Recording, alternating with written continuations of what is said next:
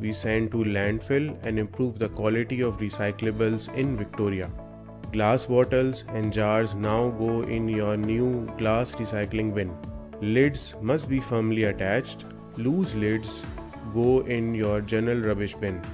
Steel tins, aluminium cans and foil, paper and cardboard, and plastic bottles and containers go in your mixed recycling bin. Food scraps and garden clippings go in your food and garden organics bin. You can use paper towels to wrap your food waste. Put your glass bottles and jars, food scraps and mixed recycling in the bin loose, not in bags. Plastic bags and other items that can't be reused or recycled go in your general rubbish bin. This includes kitty litter, animal droppings, old textiles and nappies. General rubbish should be bagged or wrapped. Update your recycling knowledge today. Learn what goes in each bin by visiting merri-bek.vic.gov.au/recycling-guide.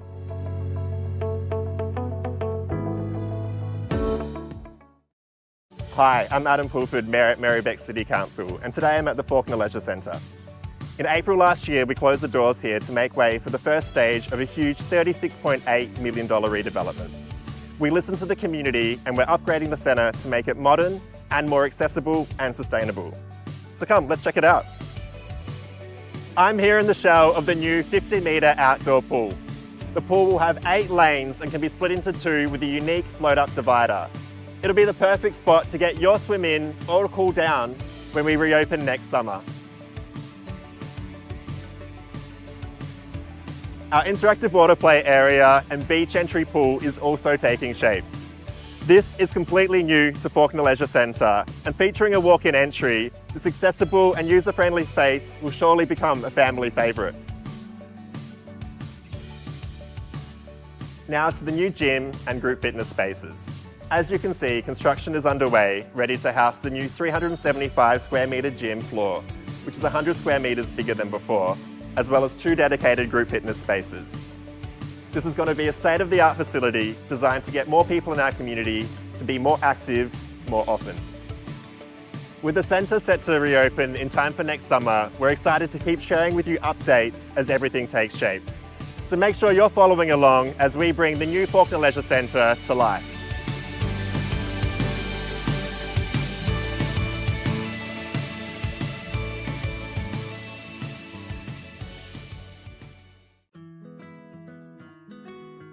Why did we decide to go all electric? The primary motivation was obviously to reduce our carbon footprint as a family, especially with a young son, 8-year-old, who's attending primary school and learning all about climate change and how we can do our bit in reducing the impact. Since purchasing this house, we've installed solar panels, and we've also converted all our appliances cooktop into induction cooktop. Removing the gas cooktop, we've installed the split systems and also the hot water heat pump. At the moment, we export most of our electricity that we produce on a sunny day, which is not a bad thing because we do get paid for that exporting the electricity. What I would recommend others thinking of going on this journey of making their home all electric is to do it. But you can take it one step at a time, there's no rush, and there's a lot of information out there, and there's a lot of government rebates that you can access as well. There's our Merri-bek City Council website, there's Renew, there's also My Efficient Electric Home Facebook page where you can consult and talk to people that are on this journey.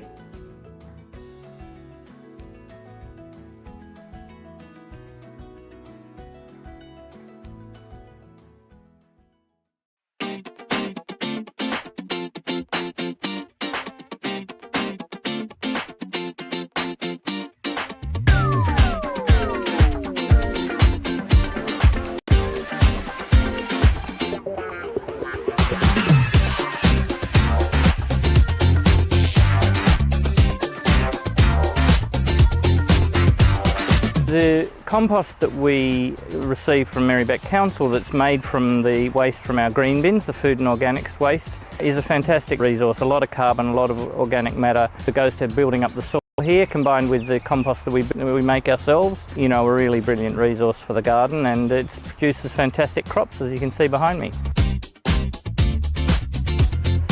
Well, obviously it's really important to compost food. If it's just going into the normal bin, then it's creating all these really bad greenhouse gases and contributing to climate change. But the benefit for community gardens is that we can't generate as much compost on our own, so we need the addition of council compost to help us grow vegetables and renew the soil, so we get the best productivity from the garden.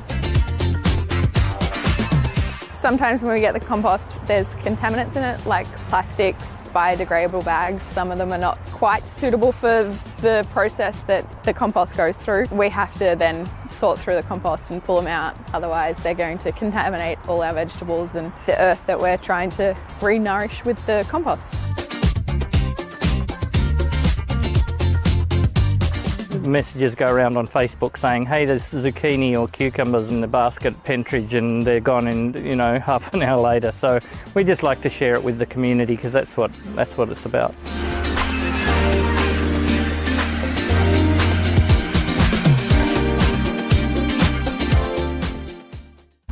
Hi, I'm Adam Pulford and I'm your newly elected Mayor at Merri-bek City Council. I was originally born in the Northern Territory, but since then I've made my home here in Merri-bek. I love our progressive, creative and diverse community. There's so many great places to visit. There's always something new to learn, something new to see, or something to do. In 2018, our council declared a climate emergency. The reality is that the climate crisis demands we reshape our cities to deal with the impacts of rising heat and more extreme weather events like flooding. But there's also opportunity. Imagine if we use this chance to make our streets greener, cooler and more livable, and safe for everyone to get around in, no matter if you're walking, riding or driving. To do together, and I'm really excited about the next 12 months. So please get in touch with your ideas, and I look forward to meeting you out in our community. We got it? Good.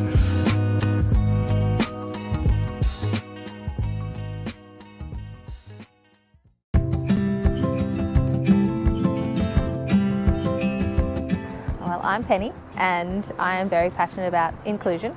I'm also a mum of two beautiful girls, and my connection to disability is that I have retinitis pigmentosa, which is a vision impairment where I have about 7% central vision.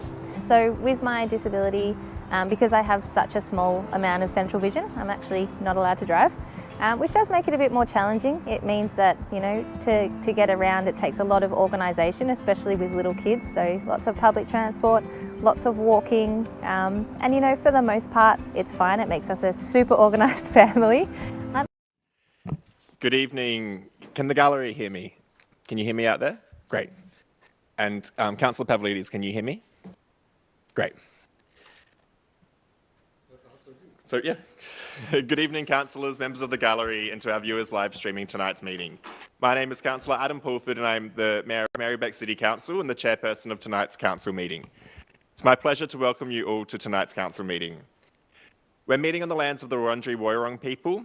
We wish to acknowledge them as the traditional custodians of these lands and waterways and pay our respects to their elders past and present, as well as to all First Nations communities who significantly contribute to the life of our city.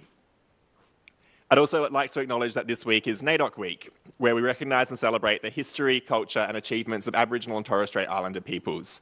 The theme of this year's NAIDOC Week is Keep the Fire Burning, Black, Loud and Proud. So happy NAIDOC Week, everybody. This council meeting is being recorded and web streamed live to council's website and Facebook. This recording will also be available as video on demand.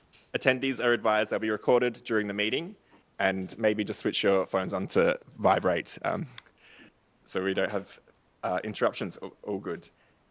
A reminder that as councillors, we will act in accordance with the Councillor Code of Conduct, which will support the principles of leadership and good governance that secures public confidence in the office of councillor. And in the event of an emergency or disruption, we may be required to take action to ensure the safety of everybody. For members of the gallery and for councillors attending in person, please follow the directions issued by council staff and security officers. Thanks everybody for your understanding and cooperation. So I'd like to introduce the other councillors in attendance tonight. We have the Deputy Mayor, Councillor Lambros Tapanos. Good evening, everyone. We have Councillor Monica Hart. Hello, everyone. We have Councillor Angelica Panopoulos. Hi, everyone. Councillor Mark Riley, Evening. Councillor Oscar Yildiz, Good evening. Councillor Sue Bolton. Hi, everybody. The following councillors have been approved to attend tonight's meeting via electronic means. Councillor Helen Pavlidis, who's joining us online. Evening. Sorry, I've lost my voice, but I'll try. Yes, okay. All right. We might need to get the volume on. Councillor Pavlidis turned up for the chamber. We also, Councillor James Conlon and Councillor Anna-Olivia Carley-Hannon have been approved to attend online, and they may join us a bit later. I'd also like to introduce the Chief Executive Officer, Kathy Henderson, and we have members of our executive team and our governance team here to make sure tonight runs smoothly. On to item number 1 for the agenda, apologies. We have an apology from Councillor Helen Davidson, who is unfortunately unwell and sent in her apologies to us. For leaves of absence, Councillor Conlon has requested a leave of absence from the 17th of July to 13th of August 2024, and from the 15th of August to the 1st of September 2024 inclusive. So that means that Councillor Conlon is planning on attending the August Council meeting. Councillors, could I please have a motion to approve this leave of absence? Councillor Riley to move, Councillor Pavlidis to second. All those in favour? And I can declare that carried unanimously. I will move on to disclosures of conflicts of interest. Councillors, are there any conflicts of interest to declare?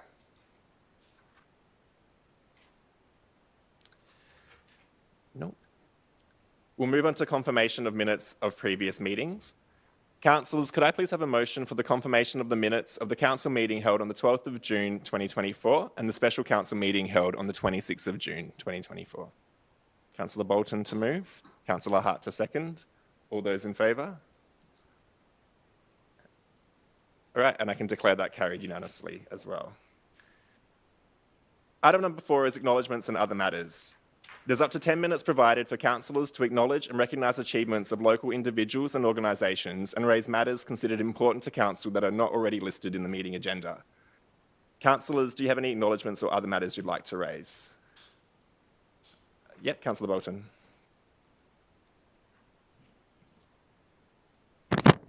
I'd just like to recognise or note one thing, which is I've been contacted about by a resident in Brunswick. Basically, there's a situation in Merri-bek where there are many construction companies that block bike paths. I mean, these are the painted lines on the road where they're bike lanes. It's not separated bike paths, and like this happens quite frequently, which forces cyclists to go out into the road. And this doesn't just mean confident cyclists, it can mean little kids who are cycling to school as well as, other vulnerable cyclists.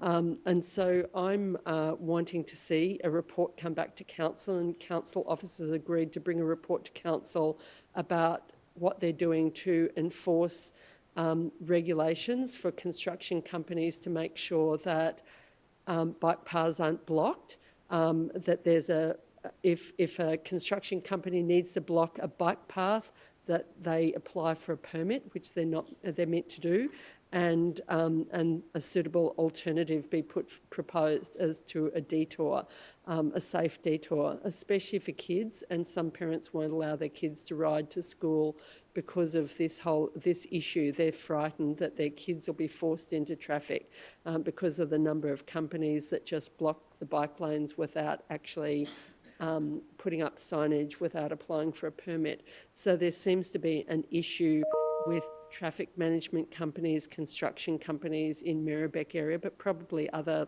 local government areas as well. And I'd also like to note that the state government has made an announcement to carry out some safety measures on the Barrow Street Bridge, which is a major traffic point, or bike and pedestrian point for Coburg High School students and other primary school students. There have been many crashes at this site, as well as some traffic safety measures on Nicholson Street, and both of those two announcements by the state government are purely a result of residents campaigning over many years, and one of them's in the gallery here now, from safer pedestrian safety on Nicholson Street. Councillor Bolton. This has been 8 years of campaigning to get this to happen, so now we need the same thing to happen on Murray Road. Thank you, Councillor Bolton. Sorry, I'm just aware there's a number of councillors who want to speak this evening. Councillor Riley, did you want to speak?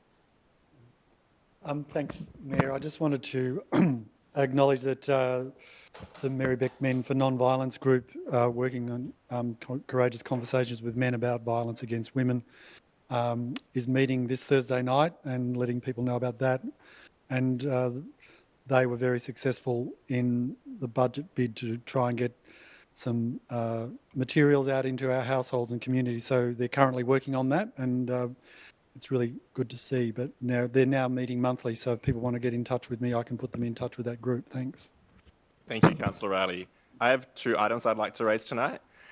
So firstly, last week, I, as well as Councillor Yildiz and Councillor Pavlidis, attended the Australian Local Government Association's National General Assembly on behalf of Merri-bek Council in Canberra. So wanted to let people know that we'd attended on Council's behalf. I also want to acknowledge 3 Merri-bek locals who've been selected to compete at the Paris Olympics next month. So there's 2 members of the Brunswick Cycling Club community, Ruby Roseman Gannon and Luke Platt. They've been selected for the Australian Olympic road cycling team. Both Ruby and Luke started cycling with the Brunswick Cycling Club at their junior clinic, which has run since 1948, and the club itself has run since 1916. The clinic's run by volunteers and provides bikes, training, and a fun and welcoming environment to any child who turns up.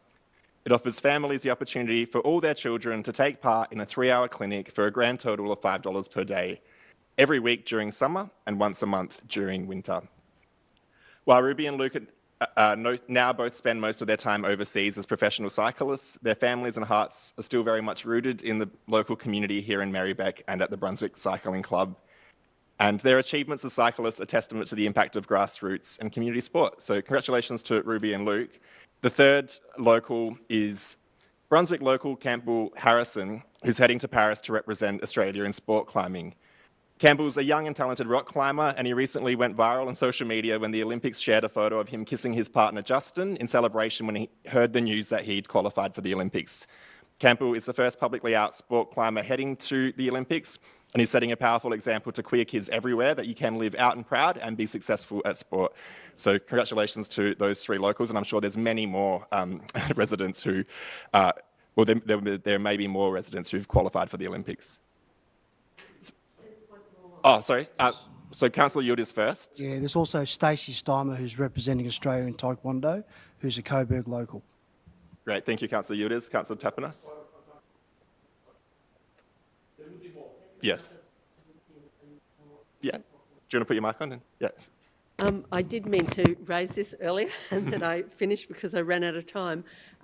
There is possibly third or fourth Olympics, Ridian Cowley from Fawkner, who is walker, a very fast walker who's been in several Olympics now. He's also part of the, can't remember the exact name of it, Sports People for Climate Action. It's something along those lines. But Ridian will be, is a very proud Fawkner local, and he'll be competing in this upcoming Olympics. Thanks, Councillor Bolton. And we might have missed some people out, but get in touch and there's the August Council meeting. We can give a shout out to others who've qualified. Do any other councillors have items for this agenda item? Acknowledgements and other matters. Councillor Pavlidis.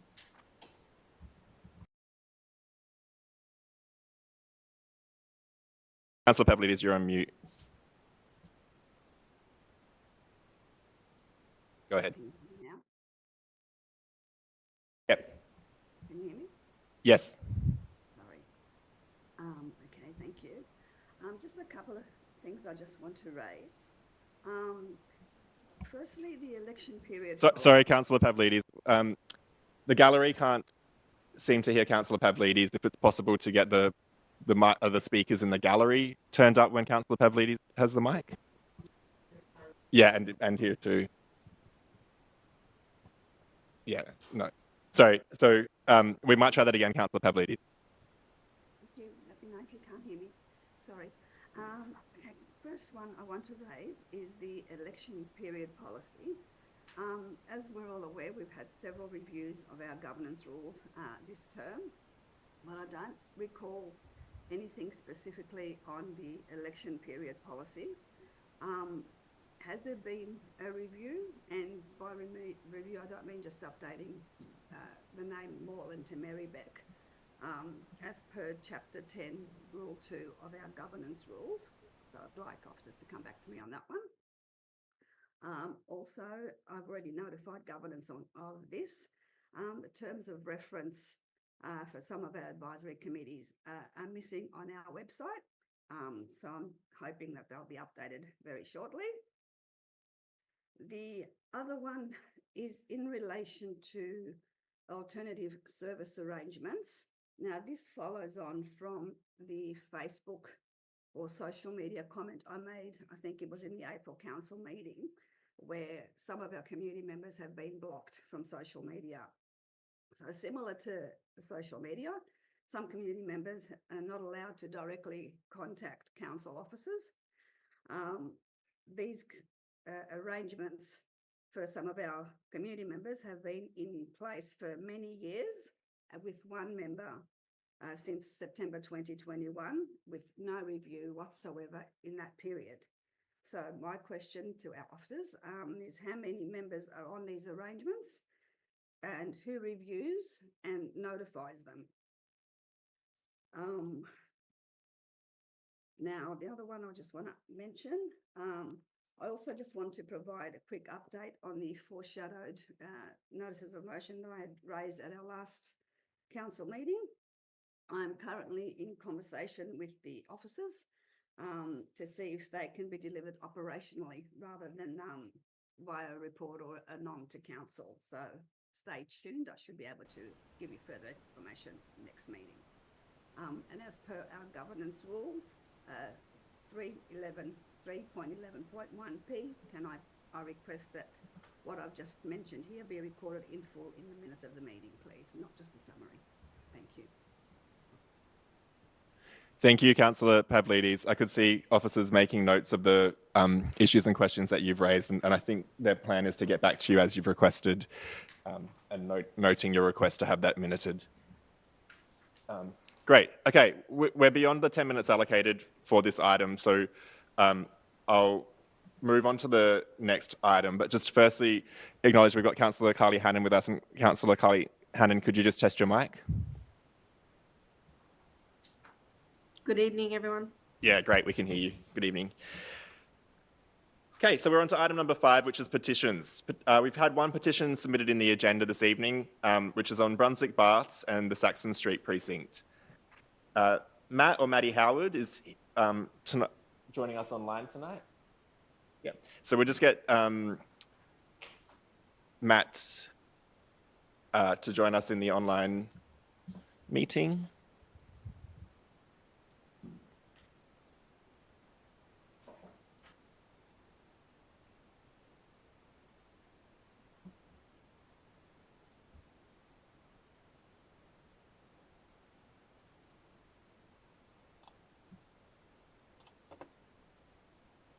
Oh, great.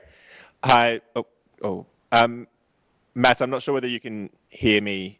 Your video's disappeared. Can you hear me? Is it still in? Oh, hi. Oh, Matt, you're on mute. Or Maddie. Hi, sorry, yes. I'm having a little bit of trouble hearing. I completely missed the bit when you invited me in, just the audio of it. Could you please repeat? Sorry, Maddie. Yes, can you hear me now? You've got. I can hear you now. Yeah, yes. Great. And is it Matt or Matty? Just Matt. Matt. Okay, sorry. You've got 2 minutes to speak to the petition, so go ahead. Okay. Sorry, one moment. Let me just grab it up. I've got it on my phone. So I'm Matt. I just want to say that Brunswick Baths is an important part of the community and very popular. but the current gym space is too small and it frequently becomes crowded to the point where it is a safety concern. Unlike commercial gyms, Brunswick Bars has a rich diversity of patrons. It is not just gym bros, but people of all ages and walks of life. There's an inclusive atmosphere and a sense of connection that's been fostered over the years with things like group fitness classes and the Q-Fit Challenge. The bars reflect the community of the Brunswick area. It is not just profit-driven, but embodies the values of the community. But I don't see how the bars can keep up with the population growth. Already the lack of space in the gym is a safety issue. Entering the south door means nearly being hit by the rower, and crossing the gym is an exercise in dodging people carrying heavy weights or using the machines. People stretch in the walkways as it is the only floor space. This is not a place that will attract or maintain members, and as the 400 people who signed my petition in just 2 days shows, people want this fixed.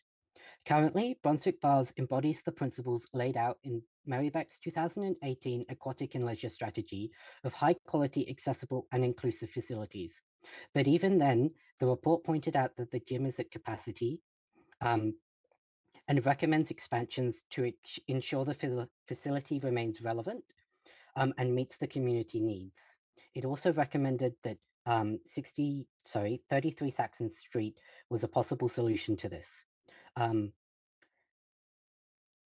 Despite hope that the redevelopment of the Coburg Centre would ease pressure on Brunswick, it still has the most members but the smallest area footprint.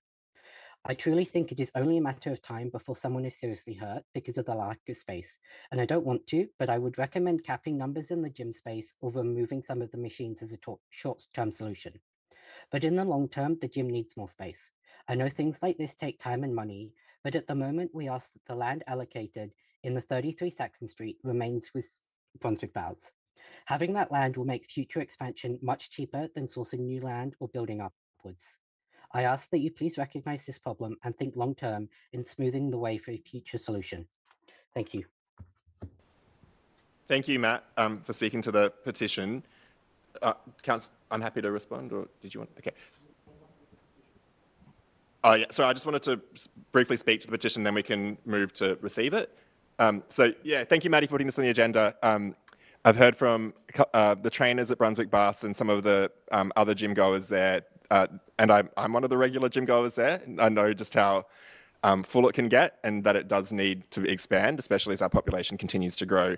And yes, you're right, item 7.6 on the agenda considers the future use of the Northwest building there. We'll see what happens at that meeting tonight, but I think there are other options we could build up, and I think council needs to look at that, and I think that will kind of surface in the debate this evening on item 7.6. But yeah, really appreciate you coming and speaking to this and advocating on behalf of the gym and the Brunswick Baths. So Councillor, is there someone that would like to move to accept the petition? Councillor Tapanos, Councillor Riley to second. All those in... Can I speak to the petition as well? Yeah, just briefly. Thank you. Just as the mover, just saying that I was at the gym just the other day having a look and speaking to some of the patrons, and I certainly noticed that there is a lot of congestion and a scenario which for me seems to be quite unsafe. So therefore, I will be supporting allocating that building to the gym tonight, but we'll have that debate later on in the agenda. Okay, thank you, Councillor Tapanos. So we had moved to accept the petition. We had a seconder and so all those in favour of receiving the petition, I can declare that carried. Great. Councillors, do you have any petitions to be tabled on behalf of residents? Yeah, cool. Maddie, we've probably just exited you out of the online room, but you can keep watching on the web stream at home.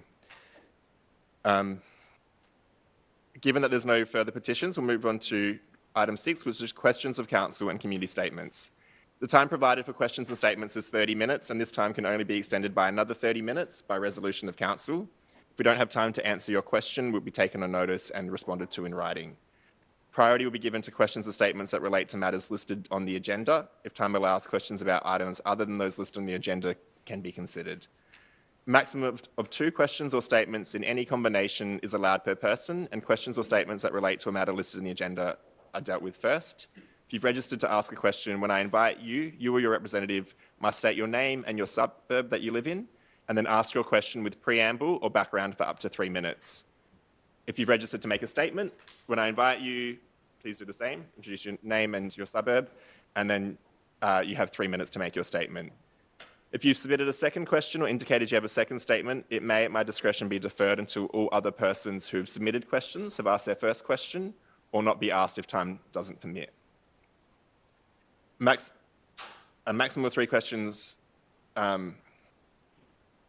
We usually hear a maximum of 3 questions on each topic, and then we'll proceed to the next topic. If time allows, we'll return to the previous topic. I will either answer the question on behalf of council or invite another councillor to answer, or I'll refer to the CEO or another staff member to respond. There's no response or discussion in relation to statements. As detailed in the governance rules, questions or statements may be disallowed if they're defamatory, indecent, abusive, offensive, irrelevant, trivial, or objectionable in language or substance. If a response to your question is provided at tonight's meeting, there'll be no further formal response. However, council will action any commitments made in answering the question. Council has received a total of 15 questions and statements. 5 of these have been taken on notice. And Councillor Conlon, welcome. Just want to test your mic. Yes, hi everyone, sorry I'm late. Great, we can hear you. Thanks, Councillor Conlon. So at 26 past 7, we commence community question and statement time. First up, on item 7.1, Barrow Street Trial Road closure at Harding Street, Coburg, we have Helen Kratzman to make a statement.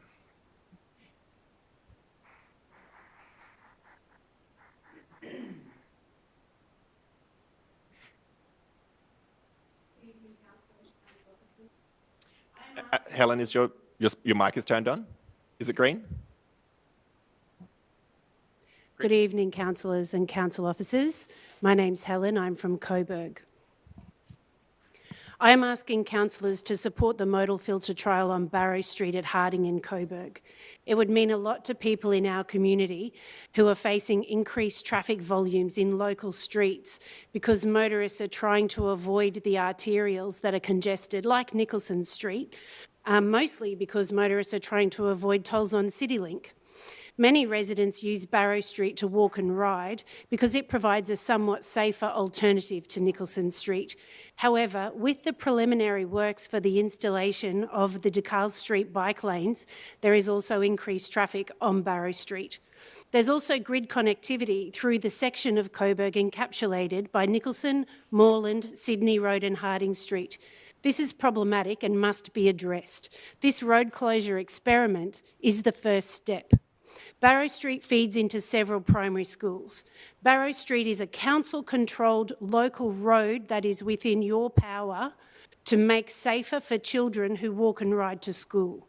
Council's human rights policy states that council is committed to a child-friendly city and community where children and young people's rights are upheld, and initiatives and practices support their participation in civic life.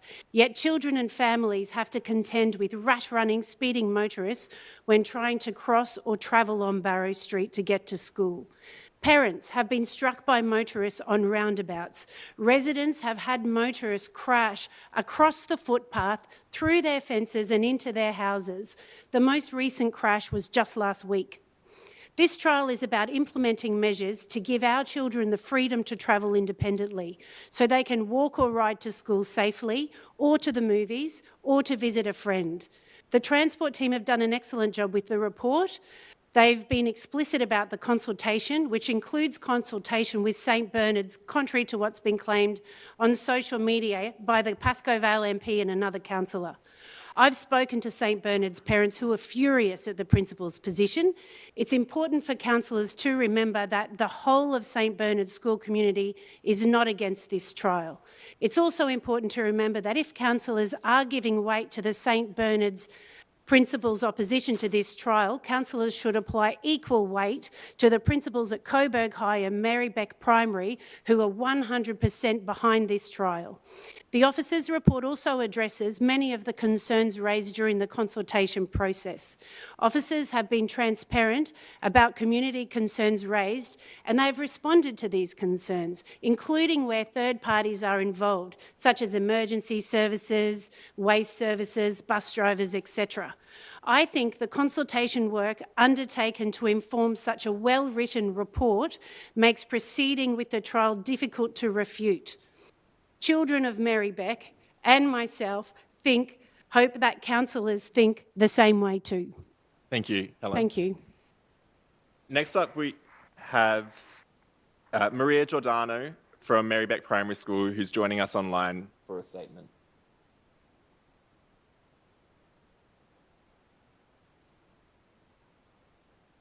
Welcome, Maria. You have 3 minutes to make your statement.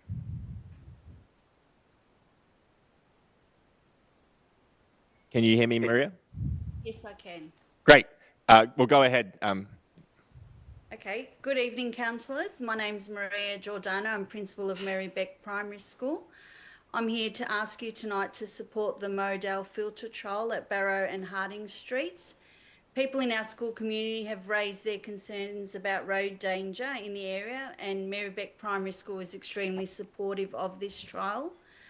Thank you to council officers for acting on our school community's concerns, and I commend the officers' comprehensive considered report. How wonderful it is that council is also seeking funding to deliver pedestrian crossings and also speed management treatment on Barrow Street, where it intersects with both Rennie and Blair Streets. Merri-bek Primary School has a large cohort of children and families who walk and ride to school, and during Council's Open Street trials in 2022, active travel on event day averaged 65.4%, with the highest rate on event day of 70.6%, and many people travel on or across Barrow Street several times each day. Merri-bek Primary School has harnessed the opportunity provided by Council to collaborate in a program with Coburg High School to help our Year 6 Merri-bek Primary School students travel by bike to Coburg High School. And the Ride and Stride Transition Day supports independent active travel for children. As principal of Merri-bek Primary, I actively encourage active transport. I'm a riding convert after trialling an e-cargo bike through Council's Ride and Stride program, as are many of our families.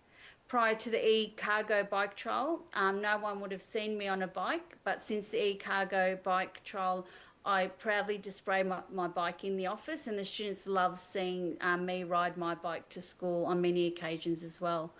And that's the benefit of a trial, the opportunity to try something different and see things from a refreshing new perspective. Car crashes are the leading causes of death of Australian children, and I believe a modal filter on Barrow Street and at Harding Street will help them calm traffic and also reduce road danger to children and their families at local schools. Our school community wholeheartedly welcomes infrastructure changes that will protect children and their families from road violence. Thank you for your time, and I appreciate the opportunity to speak to you all this evening. Thanks, Maria. Thanks for joining us. Right. Next up, we have Nat Woods, who has a question. Yep. So, Maria, you'll probably be removed from the Zoom, but you can keep following on the... Sorry, my mic wasn't on. Maria, thank you for joining us. You'll probably be removed... Yep, you're gone. You can keep listening at home. So next up, we have Nat Abud, who has a question.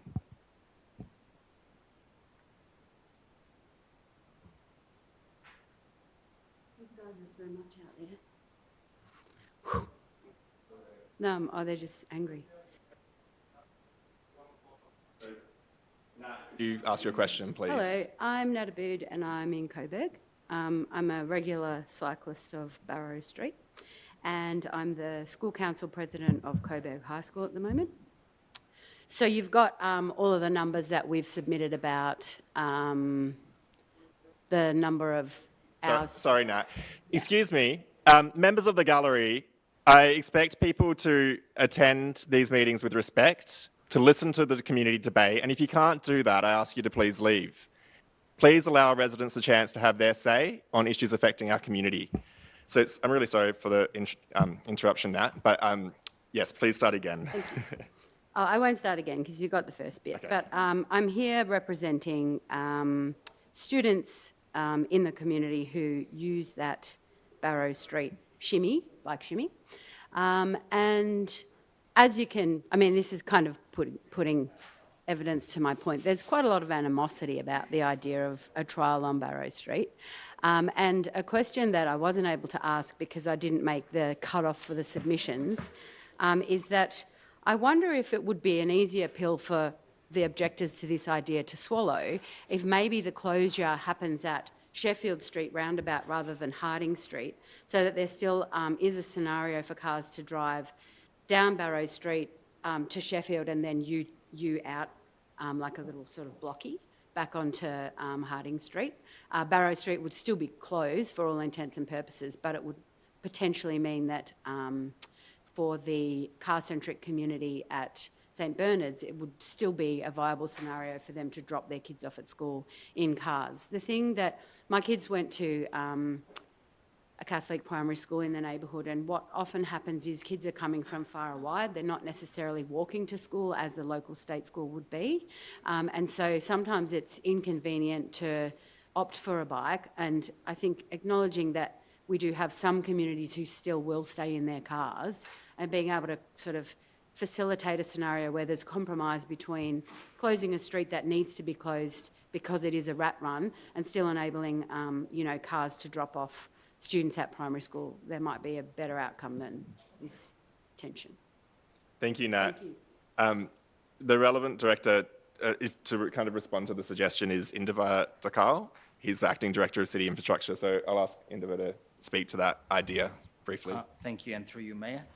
Thank you for the question. After this section of Barrow Street was selected through the shortlisting process for trial closure sites, there were several locations on Barrow Street considered, including the intersection or the roundabout at Sheffield Street. Installing the infrastructure at the intersection of Sheffield Street and Barrow is not expected to have any additional benefits compared to the proposed location in Harding Street. However, the proposed location at Harding Street will have an added benefit of supporting. Sorry. However, the proposed location would have the additional benefit of supporting pedestrian safety for people walking along Harding Street, which is an important pedestrian link to the Coburg Activity Centre.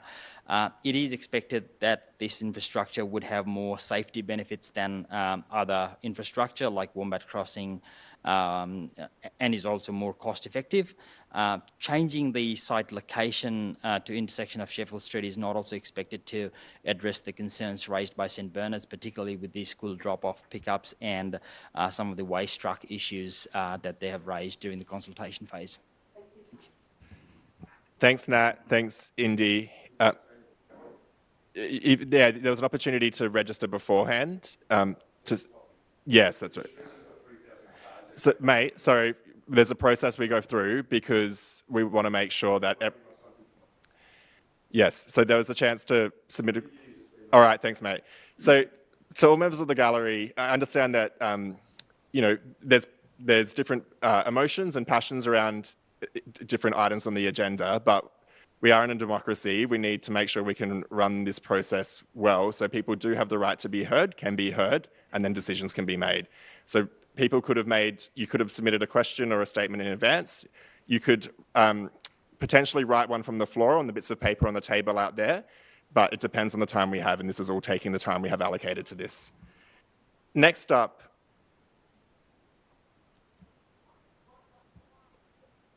mate, you're interrupting democracy from happening, so I might have to ask our staff to get you to leave just so that we can make a decision this.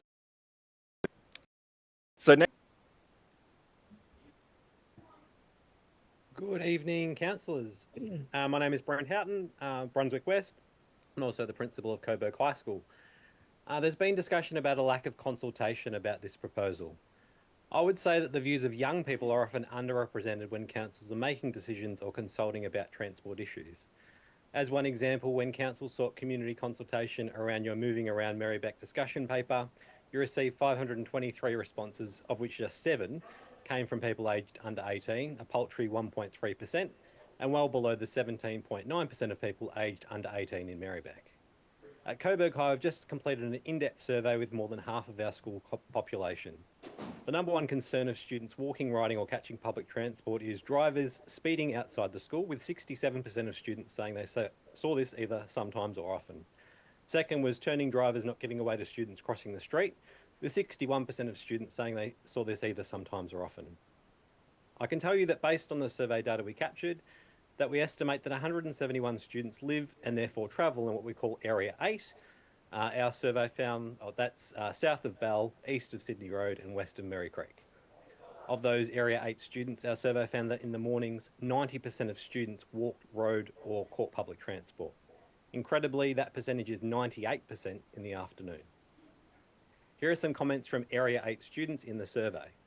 A male Year 11 bike rider wrote of his near-miss experience in Barrow Street in 2023. He said he was going through a roundabout with right-of-way and a car almost went right through me. I had to stop in the middle of the roundabout.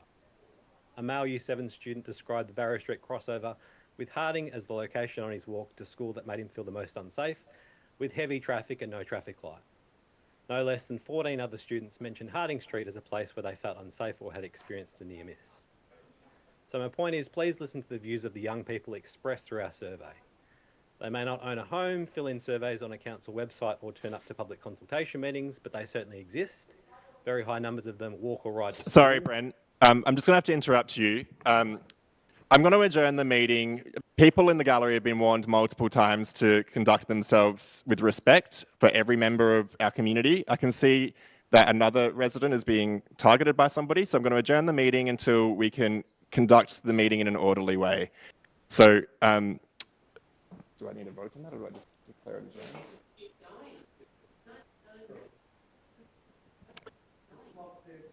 adjourned? You can see that members of the gallery would, yes. Yeah, I'm going to adjourn for 5 minutes, so we'll return in 5 minutes. Thanks, everybody.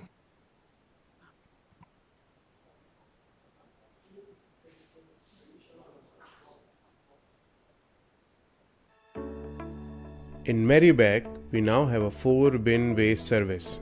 All households need to separate mixed recycling, glass recycling, food and garden organics, and general rubbish. This will help reduce the amount of waste we send to landfill and improve the quality of recyclables in Victoria. Glass bottles and jars now go in your new glass recycling bin. Lids must be firmly attached. Loose lids go in your general rubbish bin. Steel tins, aluminium cans and foil, paper and cardboard, and plastic bottles and containers go in your mixed recycling bin. Food scraps and garden clippings go in your food and garden organics bin. You can use paper towels to wrap your food waste. Put your glass bottles and jars, food scraps and mixed recycling in the bin loose, not in bags. Plastic bags and other items that can't be reused or recycled go in your general rubbish bin. This includes kitty litter, animal droppings, old textiles and nappies. General rubbish should be bagged or wrapped. Update your recycling knowledge today. Learn what goes in each bin by visiting merri-bek.vic.gov.au/recycling-guide.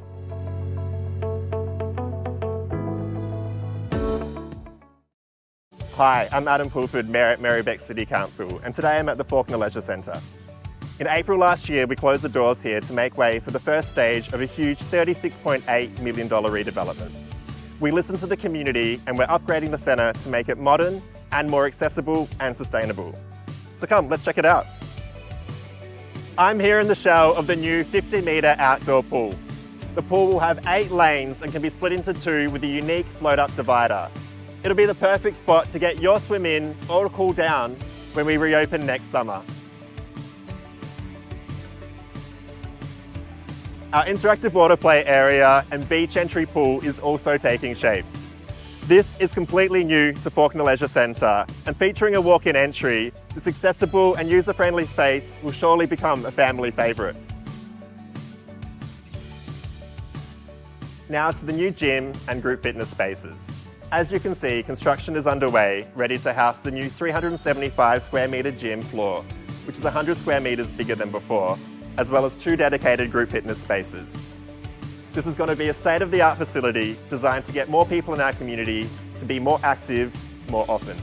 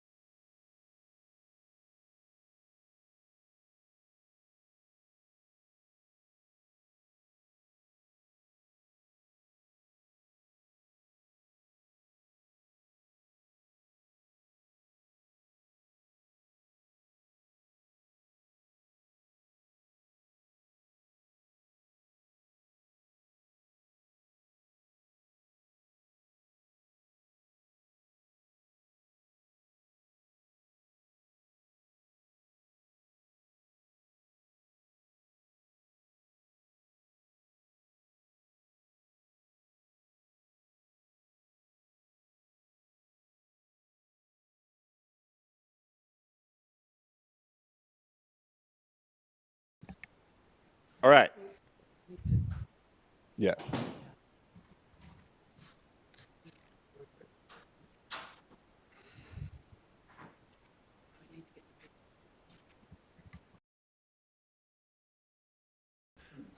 All right, so this is the time for questions and statements from community members. And as explained at the start, we prioritize questions for items that are on the agenda. We were progressing through that. And if we can get Brent from Coburg High School back on. We haven't formally resumed just yet, but I'm just saying we're going to attempt to. And then we can, after this, we'll go on to great, yeah, we'll go on to the first item of considering 7.1, the trial road closure of Barrow Street.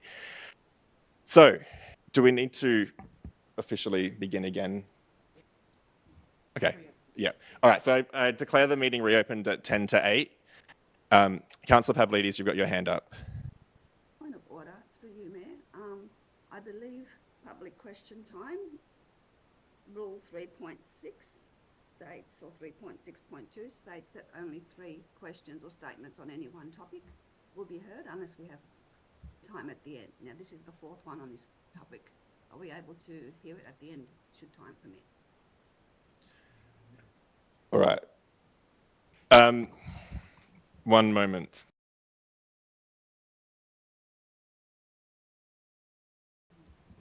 Yeah. I'm going to let, as Brent was halfway through his statement before the interruption, I'm going to let him complete his statement and then we'll move on to the next item. So, Brent, I'm sorry for the interruption, but if you knew kind of where you're up to, please continue. Okay, so my point is please listen to the views of the young people expressed through our survey. They may not own a home, fill in surveys on a council website or turn up to public consultation meetings, but they certainly exist.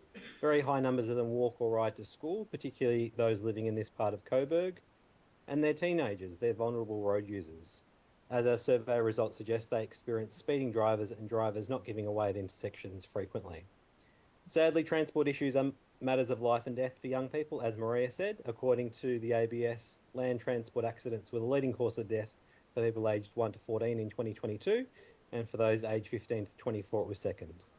At Coburg High in the last 18 months, we've had 3 bike riders and 1 pedestrian taken to hospital via ambulance on their way to or from school, each hit by cars, showing the danger is real.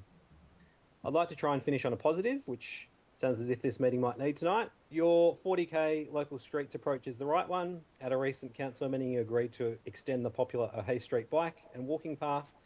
You have a fantastic ride and stride program running in local primary schools. We thank, as Councillor Bolton mentioned and Councillor Riley has been a driving force with, we thank you for your advocacy to achieve a 40k speed zone on Bell Street. With Council's continued support, we hope to see improvements on Murray Road, another dangerous state arterial road, which has had no less than 49 injury crashes in the past 5 years. A trial road closure at Barrow Street at Harding Street is another small step in the direction of making our local streets truly streets for people and streets for young people. Thank you. Thank you, Brent. We'll move on to the next, to questions and statements onto other agenda items. So we have a question from Ron Rosinski, if Ron is here. And if not, I think Ron is here? Great. And that's on report 7.4, the Bachahuli Foundation, Islamic College of Sport and Centre for Excellence proposal.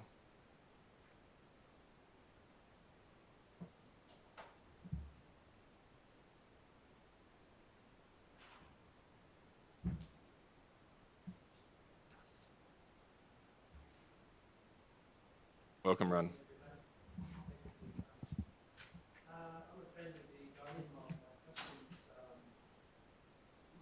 Oh, can you turn your mic on? Just make sure it says green on the, press the button. Yeah. Evening, everybody. I'm a friend of the gardening mob, and my questions, I have 2. How long has the Merri-bek Council known about this proposed redevelopment, and how will it likely impact the site and the current tenants, being the men's shed and the gardening mob? Do you want me to ask the second question, or should I? Yeah, ask both and we can address both, yeah. And why were the gardening mob, formerly located at Coburg Common, encouraged by officers of Merri-bek Council to establish a community garden at the property, being the old Coburg Bowls Club, knowing that this development was to be proposed? I should say I'm the minister from Coburg Uniting Church, and we've been partners with Coburg Common and the Gardening Club. I may be going a bit hard with my questions, but I'm just concerned that there's been a lot of blood, sweat, and some tears put into the redevelopment, and it seems like potentially the rug could be pulled out from under them. I'm not personally against the development, but I'm just concerned that they have a voice in the whole process. Thank you. Thanks, Ron. I'll ask the Director of Community, Eamon Fennessy, to talk to those questions. Thanks, Ron, and through you, Mayor. So thank you, Ron, for your questions. Both the gardening group, or the Coburg Commons group as they're known, and the Merri Community Shed, and we have members of the shed here tonight who are with us. Both of those groups are using the Coburg Bowls Club site under a temporary short-term user agreement, which ends towards the end of this year. So the agreement is short-term. We're really committed to working with both groups to look at what options there are to help realise their ambitions for the great work that they do in the community. And that's why we asked them onto the site in the first place. To answer your other question, the Foundation have really come to Council this year with the proposal and briefed councillors a number of months ago and officers, but this is the first time that Council are actually formally considering the proposal tonight. Tonight's resolution calls for a much more detailed report that will talk to timeframes, impacts on other groups and community engagement and how people can have their say. Thanks, Ron, and thank you, Eamon. Next up, we have a question on item 7.13, Friends of Aleu, the annual report 2023, and that's from Marion Atwater.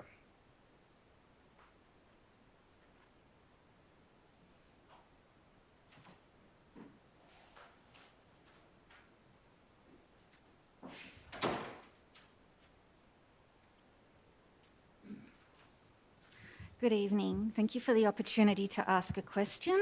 My name is Marion Atwater. I'm from Pascoe Vale, and I live near an intersection where there's been 4 car accidents in the past 6 months, and Council has approved to install speed humps on Sylvan Grove, and that might be installed in the next 2 years, and I'll just wait patiently because I'm not going to bring children. Is this a question, Marion? Yeah, it is. Okay. What's the think question? Everybody gets discretion here. And how is it related to the Friends of Alayu? Oh, yeah, item? I'm getting to that. I'm just explaining where I'm from. And anyway, and I think it's very distasteful to bring children into political chambers and to make it all about kids and who cares more about children, because lots of us have accidents, you know, and we just have to wait. So anyway, my question, and so I've had one question taken on notice because apparently it's not related to an item on the agenda, but I've heard that the items on the agenda are prioritised, but it doesn't mean that my other question should Marion, be if you could taken get on to your notice. question, that would be great. Okay.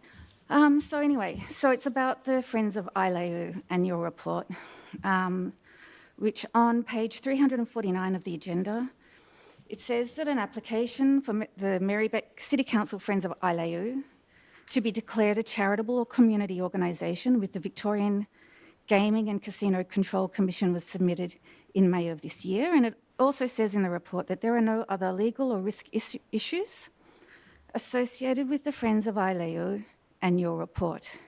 Now, I've looked up this, why you would want to register as a community or charitable organisation, and apparently that's because you want to conduct gambling. So, and I'm not sure if that means you want to install electronic gambling machines or That's what it exactly what is. we The want to do, report Marion. doesn't say.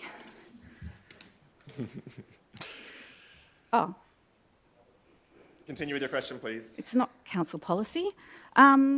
Anyway, and I also note that the council didn't register the Friends of Islamic as a fundraiser for many, many years, even though the Port Phillip Friends of Suayu was registered in 2017. So my question is, why has the council sought to be approved to conduct gambling when the council is a member of the Alliance for Gambling Reform?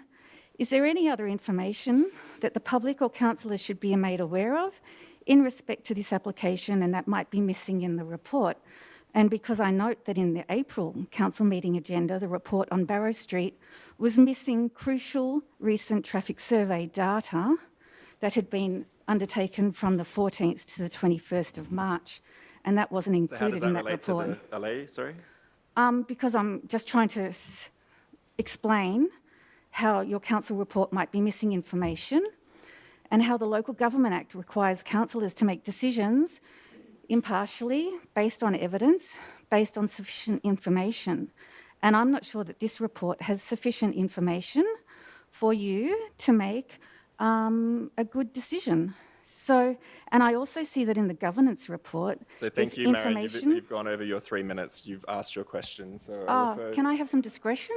the question to the Director of Community, Eamon Fennessy, to respond. You can't answer yourself? I Oh. would prefer the Director to respond. Okay.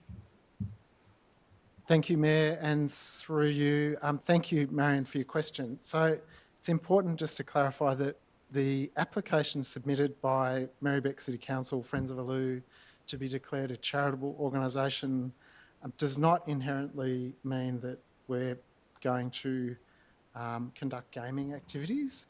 The reason we've done that is to support fundraising for the people of Alou, primarily to be able to run a raffle. Thank you. And can you clarify, is a raffle considered gaming? And under which legislation would that be?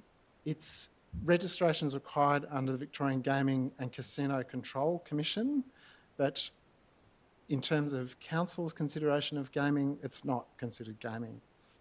Thank you, Marion, for your question. Okay, good We'll luck, move on councillor. to the next item, which is on Notice of Motion 8.3, Art and History at Brunswick Town Hall. We have a statement from John Englert. Welcome, John.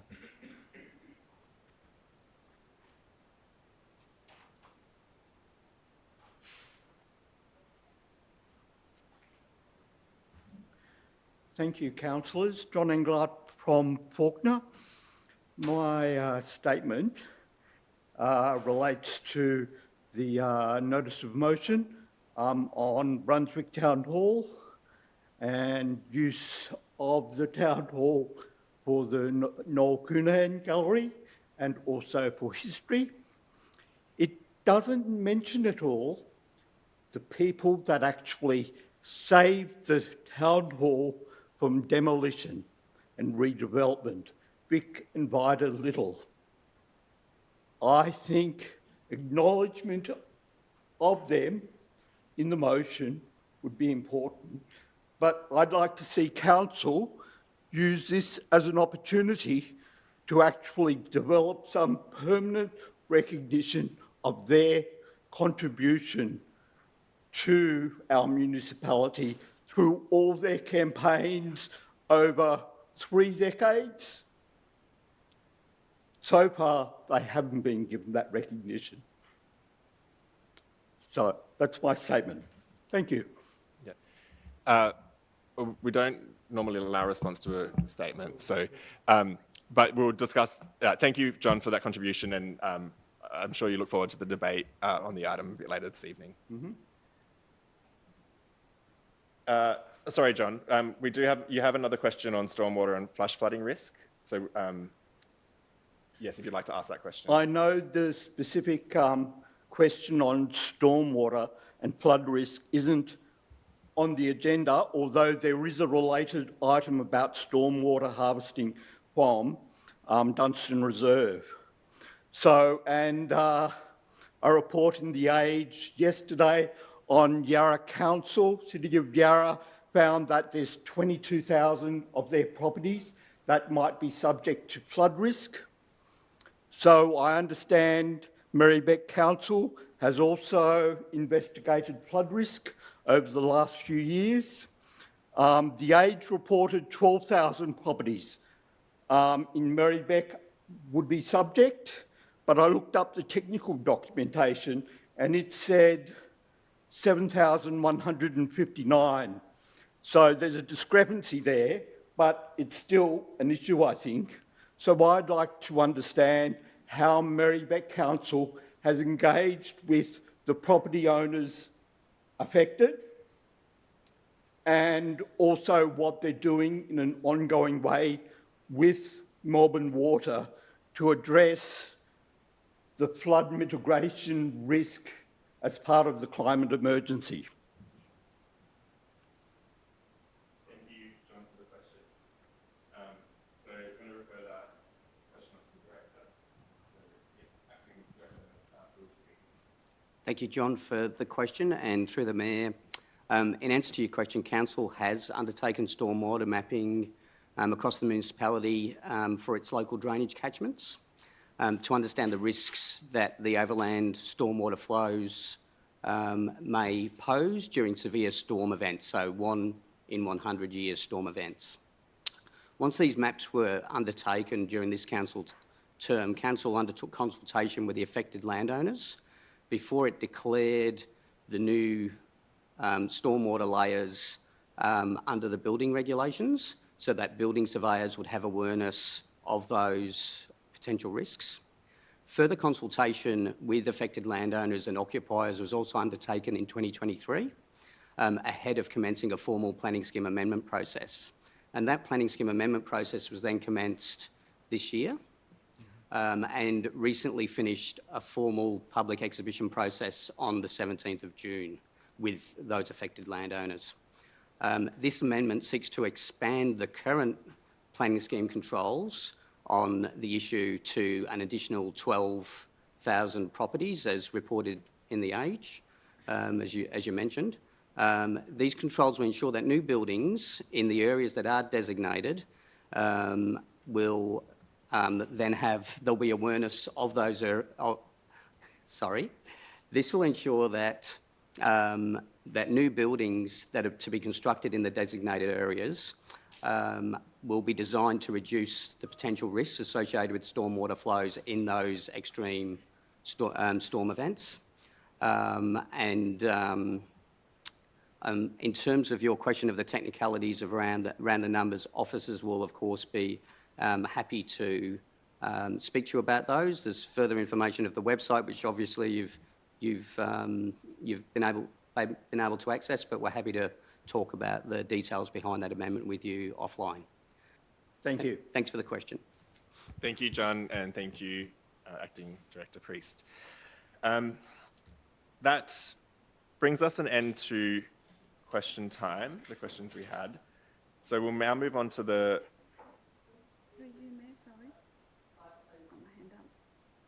Yes, we've come to an end to the time for questions, so... In relation to that question, move I want for half to ask hour, a question move of for clarification. I have my hand up. For questions.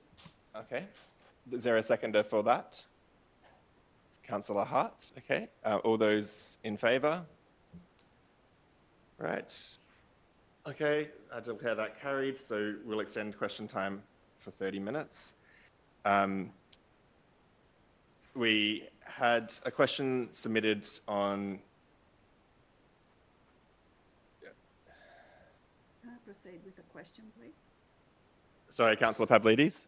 So I had a question of clarification on that question that John just asked and Phil Priest responded to. I wanted perhaps to ask a further question. Okay, go ahead. Sorry. Thank you, and through you. Just so that I'm not going to profess that I understand what's the technicalities of it, just so that it's clear in my mind, the 12,000 or 22,000 properties identified, Phil, you did mention moving forward any new construction would be part of the planning scheme amendment. What happens to the current properties that are identified now? Whose responsibility is it? Will our drainage, our stormwater drainage systems be upgraded to ensure that they're not flooded? Whose responsibility is it for the current occupants and current landowners? So, yeah, refer that to the Acting Director. Thank you, Mayor, and through the Chair. Councillor Pavlidis, the planning scheme amendment will extend the existing overlay control within the planning scheme to the additional 12,000 properties. In terms of the current situation, the declaration of the flood or overland flow maps through the Building Act in 2021 have also provided protection to those properties in the interim, ensuring that a building surveyor is aware of the flood mapping prior to issuing any building permit. Great. Okay, and Councillor Bolton, you said you had a question on that? Well, I sort of agree with Councillor Pavlidis' line of questioning, but I'd also like to request that, I know I can't move a motion according to our rules of governance, but I would like to request that the statement that the head of planning made just about in response to the questioner about the flood mapping and I think it'd be good for council to make a statement basically on its website, given that this has got media coverage. Thank you, Councillor Bolton. Okay, so we have a question from Johannes Brants on bikes. Is Johannes in the audience?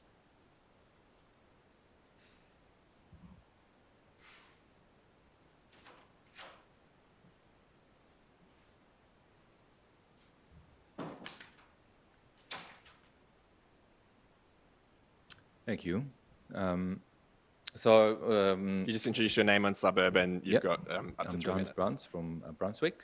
So we moved to Brunswick a couple of years ago. Part of the reason was a very active cycling community there. And it's been great to see council encourage people and families to ride their bicycles, for example, through the Ride and Stride program. But I believe that in running such programs, it also brings responsibility for the council to make sure that families and children that ride bicycles can do so safely.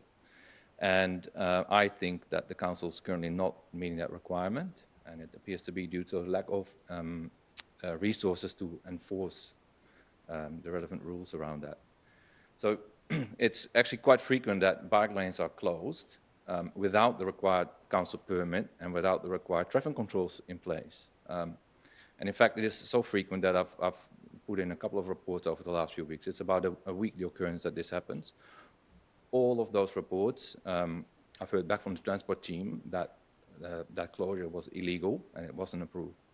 And in fact, over the last maybe 6 months, I've put in more than 20 reports like that, and every single one of them comes back telling me that that is not approved, that was not part of the plan. Now, the transport team acknowledges that there's an issue there, but they've told me on several occasions that they simply do not have the resources to enforce. And let me give you one example. On Monday morning, I was riding along Ewing Street, which you might know is a very busy school route towards Princess Hill Primary and Secondary. The bike lane that was closed, now in this case they actually did put a detour in place, which is positive. However, that detour was taking these school children across to Lygon Street and then on taking a right turn southbound from Lygon Street onto Brunswick Road. Yeah? Now, I'm a very experienced cyclist, but I would seriously consider that suicide. I decided to just walk. Yeah? I don't understand why we would allow a contract to ask children to take a detour like that. Now, so I flagged that right away Monday morning with the team. It's now Wednesday. I still haven't heard back. No, I can only assume that that's because they simply do not have the resources to look into it. So I kindly ask the council to make the resources available to address this, right? It's a simple ask. We just would expect that where closures are required, that's fine, but it needs to be done with the right permits and it needs to be done following all the rules that are in place. Thank you. Thank you, Johannes. Are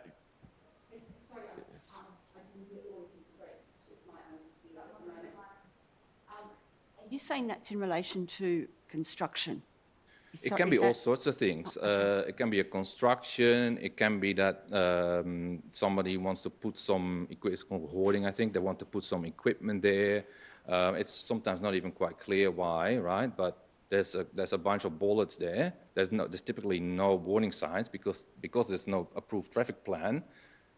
The plan doesn't actually prescribe any of that because the plan says that the bike lane remains open. But whoever's doing that has decided that it's typically easier for them, that's what I suspect, to just close the bike lane. Gives them a little bit more space. Thank you. And Councillor Bolton? Thanks for bringing this to our attention. I think it's really, really important. I wasn't able to move a motion for this council meeting, unfortunately. I understand there's going to be a council report come back about this very issue in September. But I hope that one of the recommendations of that council report is that council carries out a blitz on construction sites, because I understand you only cycle in a particular area, and I can only guess that what you're describing is replicated across the city. I know I've personally seen construction sites in the north where this has happened, and I think probably because there hasn't been sufficient resources for enforcement, it means that probably construction companies are used to just thinking that the road is theirs as well as the property that they're developing. So anyway, I'm hopeful that the council report that comes back in September will have will advocate some strong measures for this, because I think it's very dangerous. Thank you, Councillor Councillor Bolton. describing. So thank you. Thank you, Johannes. Yeah. We had a question submitted from Nick Dolby on item 7.1. So invite Nick to ask that question.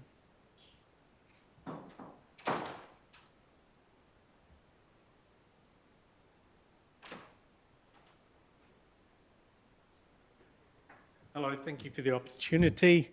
Statement, I'm sorry, not a question. I'm Nick Dolby, West Brunswick. I live within 2 houses of a road closure.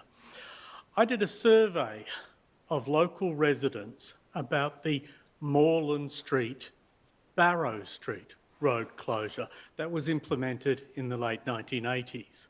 I was able to door knock 75 houses in the short time that I gave myself. I got 35 responses. I got 1 response against the closure. I got 1 response that was ambiguous about the closure, and I got 33 responses that were extremely positive, including the statements, I played ball sports with my parents there. as a child. And I ride through that road closure every day on my way to school. That's the first part of my statement, reporting that survey. The second part of my statement is this. This is a proposal by council officers to reduce rat running. Rat running, distracted, impatient, higher speed, non-local drivers. You vote no to street closures, this street closure trial. You are voting yes to more traffic, more rat runners, more distracted, impatient drivers. You are voting yes to more traffic, more accidents. You are voting yes to more accidents, more injuries, more fatalities, particularly amongst those vulnerable groups, children and the elderly. Thank you for listening. Thank you, Nick, for the statement. Now, that's the end of the questions that I've had submitted.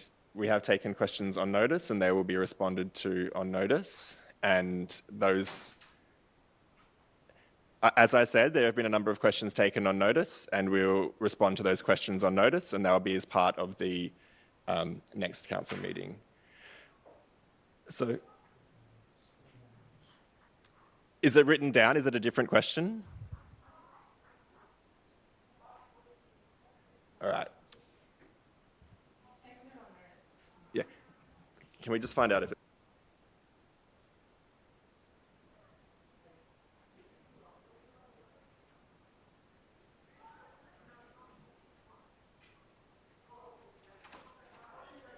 Is that a new, Marion, is that a new question or is it the one that we take?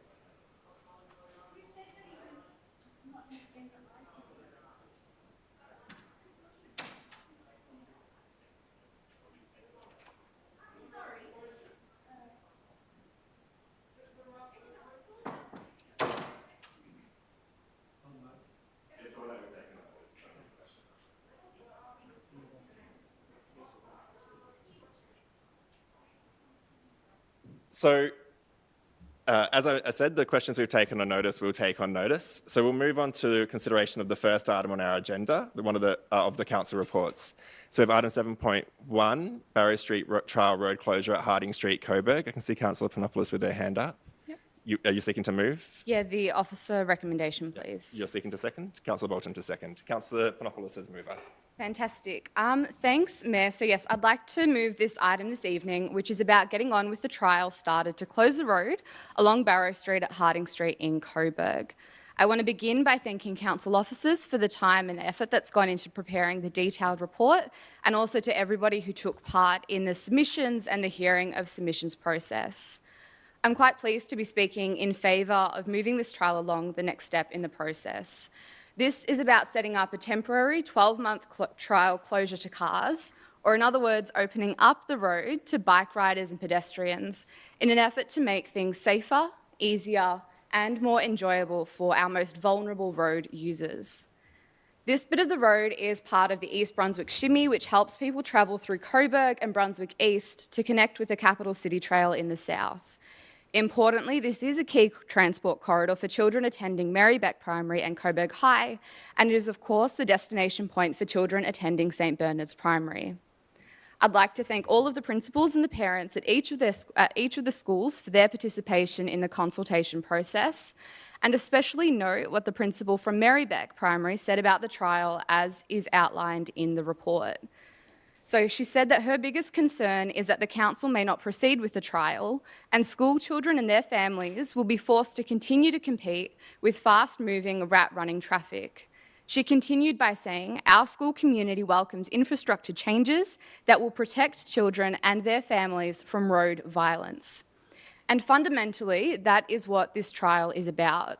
It is about protecting children and their families from road violence, because far too many of us know people or have been directly impacted by road violence and road trauma. This report rather extensively addresses some of the concerns raised by people, including the access for emergency vehicles. It's also a relatively cheap trial, costing $10,000 for the 12-month period, When we consider this in the context of a 4-year budget being over $200 million, this is a pretty small cost for a trial. Importantly, this is a trial that the community is in favour of. 58% of people surveyed were supportive of the trial, with the majority being fully supportive and some supporting but with some concerns. And I think that this is only natural because this is a trial. The whole point of this is to give something a go, see how it pans out, and then make a final decision from there. There's nothing stopping us from changing things up depending on the feedback that we receive. This is about trying something new to address the core issue of road safety and ultimately children being safe on their way to and from school. So I urge councillors to please vote in favour of opening this street up to make it safer for kids and people in the community to get to where they need to go. Vote in favour of a trial, and we can, of course, continue the community consultation and trial processes from there. Thank you. Thank you, Councillor Panopoulos. Councillor Bolton as seconder. Can you do that as seconder? Okay, sorry. Sorry, thanks, Councillor Bolton. Councillor Yudis. I'm speaking against, and I challenge any councillor and I invite anyone around this table to come with me this Friday from 12th of August from 9:30 to 1 p.m. Let's knock on every single door on Barrow Street and actually ask the residents these two questions. Do you want 8 metres of Barrow Street closed from Harding Street south? Do you want $150,000 of your ratepayer money spent on 8 metres? Just a couple of things to clarify. Harding Street, corner of Harding and Barrow Street to Merri-bek Primary School is 1.6 kilometres. Merri-bek Primary School is on the corner of Blair and DeCarl Street. Corner of Harding and Barrow Street to Coburg High School is 1.1 kilometre. Corner of Harding and Barrow Street, because the surveys done on 8 Barrow Street are on the other side, or they're on Moreland Road. The closure's happening on the corner of Barrow and Harding Street. 116 Barrow Street is where the surveys should have occurred. St Bernard's, ironically, from the corner of Barrow and Harding, is 380 metres, and the only school that's on Barrow Street is St Bernard's College. The principal on page 20 of our report says, we want speed humps. 111 people signed a petition, 73 properties opposed the closure of Harding Street. The issues, and Councillor just said 58% agreed. Our own report says 53% of responses were in support of the proposal, 5% in support with concerns, less than 1% were unsure, and 41% were not supporting it. Let's go on further. Okay. The State Member of Parliament, Anthony Cianfloni, time and time again has been raising this issue with our officers. Anthony Cianfloni in Parliament has stood up and said, the residents don't want it, the school don't want it, but ironically, our surveys say we want it. 8 metres of a road, closing it from Harding and corner of Harding Street, spending $150,000. $10,000 to even run a survey is a waste of ratepayer money. By the way, we know how our surveys have gone in the past, where we've closed we've installed bicycle lanes on Kent Road, and we know how that went. That went really well. And Northumberland Road residents are still jumping up and down saying, remove these bollards. I understand we need to create safe pedestrian and cycling routes, but closing down a road, you know what? Let's close all the roads. That'll sort out our issues. This is inexplicably dumbest decision yet again we're making. This, by the way, this data that we gathered on the 13th of March, 13th of March, we voted in this chamber not to do a survey. We don't want to close Barrow Street. The next day, when we voted it down, 40th of March to the 21st Councillor of March. Yudis, if you can come to your concluding remarks. We conducted a tube count survey, and then on the 10th of April, we got a report with 2019 results, old data. It did not tell us about the new tube data. Guys, people are moving out of... Thank you, Councillor Yudis. We'll move on to does any other councillor wish to speak to this item? Councillor Tapanos. Yes, I'll also rise to speak against this report. Thank you, councillors and members of the public, and in particular, thank you to the school principals I think all of the school principals have made their position on this very clear, and it's been really helpful to actually hear from the school communities. As I said last time this came to the chamber, feel that this road closure does have merit. I think Councillor Pavley is asking to speak into the mic, asking you to speak into the mic. Sorry, Councillor Pavlis. I said that this road closure does have some merit. However, it was incumbent on council to listen to the consultation before it proceeds. And having listened, particularly to the school principals, I think we need to acknowledge that the key stakeholder in this decision is St Bernard's. I know that I was going to say exactly the same thing Councillor Yildiz said, and he said it before me, but I was also Googling the distances in the last sort of 10 minutes or so, and I get 200 metres from St Bernard's, but this road closure is. So I think that is the key stakeholder that really needs to be listened to, and I'm confident but if we vote this down today, but continue the conversation with St Bernard's, we can come up with a solution that works for them as well as working for the other schools in the area. I wanted to mention that there is community concern, and when we proceed with consultations, despite that concern, we end up in a dead-end area. The best way to actually get the change you want is to bring everyone on board. Now, I know that the schools, Merri-bek Primary and Coburg High, have some serious concerns around traffic in the area, and I know that the state member, Anthony Shanfloni, even announced $800,000 for Bell Street safety improvements. Those safety improvements are being addressed, and it's a holistic sort of approach that's taken. It's not just about Barrow Street. Barrow Street needs to be a very serious, thought-after decision which brings everyone on board, particularly the main stakeholder, which is 200 metres away.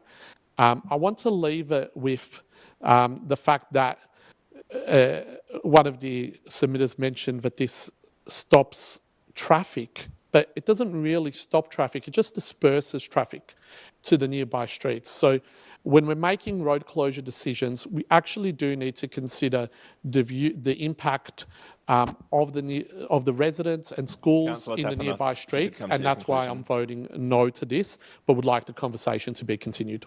Thank you, Councillor Tapanos. Councillor Bolton. When I'm very careful about proposals around road closures because, you know, I am aware of potential flow-on effects to other streets. And I initially voted against the closure of Barrow Street and Pearson Street. But after a very good discussion at a community residents meeting that I held in Coburg, I've re-examined the issue, and I feel that there are two very strong arguments why I'm supporting a trial road closure. I wouldn't support an outright road closure without it being a trial. I feel we do need to see what the impact of the road closure will be. But the two strongest arguments for a road closure, in my opinion, is that this Barrow Street is part of the principal bicycle network. That means it's meant to be the bike equivalent of an arterial road. Now, no one would go on to Pascoe Road or Bell Street without recognising that these are arterial roads for cars. And really, council and state government should actually do similar treatment for the roads and streets that are meant to be the principal bicycle network, because really these streets, like if a principal bicycle network is to mean anything, it needs to be clear to everyone in the community that's what it is. And I'm not saying that would solve all arguments about pros and cons of road usage and traffic safety installations and so forth, but I think that is, a strong argument why I support a trial road closure. And I also believe council or state government, one or the other, needs to install really strong signage to indicate that this is what it is. It's part of a road that's part of the principal bicycle network. This was established by the state government. And the second thing is a school route. And of course, a school route for bikes, pedestrians, just like for cars, you have people coming from all sorts of different places, not necessarily just the next door school. And we did hear the accidents that have happened to Coburg High students that were announced by the principal. I definitely do want to see what the impact is on nearby streets. And from the submissions hearing, it was mostly people from Coburg Street who raised objections, as well as St Bernard's School. But there are also parents at St Bernard's School who strongly support the trial road closure. And I think we've got 5 months for the council officers to work with the school to address any outstanding concerns. Thank you, Councillor And Bolton. I'd really urge, and I think that's really important for council to be really vigorous with that. Thank you, Councillor Bolton. Do any other councillors wish to speak to this item? Councillor Hart. Yeah, thank you. I think it's a difficult issue, and I don't in any way dismiss the concerns that I'm hearing from the community, and it's a motion that I would give. My words are that I guardedly support. And the concerns that I have are the impacts for Coburg, the impact for Paterson, and also hearing the concerns for St Bernard's in terms of access. And to balance that, I'm also hearing the concerns about, as a shimmy route, the concerns for cyclists, the concerns for safety, and particularly for the kids and safety. So I think it's trying to balance those two different considerations. But, and I certainly take note, I think Councillor Tapanos made some good comments tonight. But trying to think of the way forward, I guess my thoughts are that, and it's relying on the council officers to support a very genuine trial, and I say that very clearly, because Kent Road wasn't. And that was a schmozzle where people had polarised view and they stayed in their camps. So I would hope that this trial has the ability to have respectful discussion and respectful way to really look at what the results of that mean, and particularly the concerns around Coburg, Paterson, and that they're able to monitor that very carefully and have some clear guidelines as to what's considered an acceptable level. Because I think Nata Bood made some very good comments, and that people from St Bernard do come from certainly a wider area. They're not going to convert to walking to school or active transport, and that is a clear consideration. So it's very guarded support from my point of view, and I hope that we do take on board the lessons that we learnt from Kent Road. I acknowledge what the comments that the other two councillors have made tonight, which are very considered comments, and I understand that. But I will give guarded support to voting for this officer resolution. Thank you, Councillor Hart. Do any other councillors wish to? Councillor Conlon. Yeah, I'm happy to support this. Just having a look at the officer report, it is, again, it's probably one of the most comprehensive reports that I've seen on this type of issue. When you look at the various issues that have been raised in the consultation, it's every single one of them has been thoroughly investigated and come up with, like, in terms of, the concerns about waste trucks or access. There's 5 access points to the school, or 5 roads, I should say, that are not being affected. There's, the list goes on as to how comprehensive the officers have worked through with the school and the residents surrounding. So I think it's incredibly comprehensive and genuinely done in terms of consultation. So I'm very satisfied with that, with the approach that's been taken. And I think just to kind of zoom out a bit, again, what we're doing here is we're closing closing one street in this whole area, in this sort of broader block, to cars, and at the same time, obviously, we're opening the street up to everybody else. So that's mainly all of the hundreds of school kids that access St Bernard's and the other two schools in the precinct. That's what we're doing. And you can't argue with the fact that if those kids don't have to compete with cars to go through that street, that they will be safer. So it's not a radical proposal to have one street out of all of the streets in that network be, the status quo is every single street is prioritising exclusively the car, because that's how they work. There is no, there's nothing stopping traffic access through those streets. They're not pedestrianised. So we're saying, out of this entire network in Coburg, let's make one of them accessible mainly for kids to get to school. Like, how can you be against that? Like, that is just, it's about transforming our city to make it safer for the most vulnerable people in our community to get to school safely by closing one street out of the hundreds of thousands of streets we have in our municipality. And the idea, so when we've done this in the surrounding areas, as we heard from Nick Dolby in terms of at Moreland Road, back in the 80s, incredibly successful. Carlisle Street, incredibly successful and popular. What was the other one?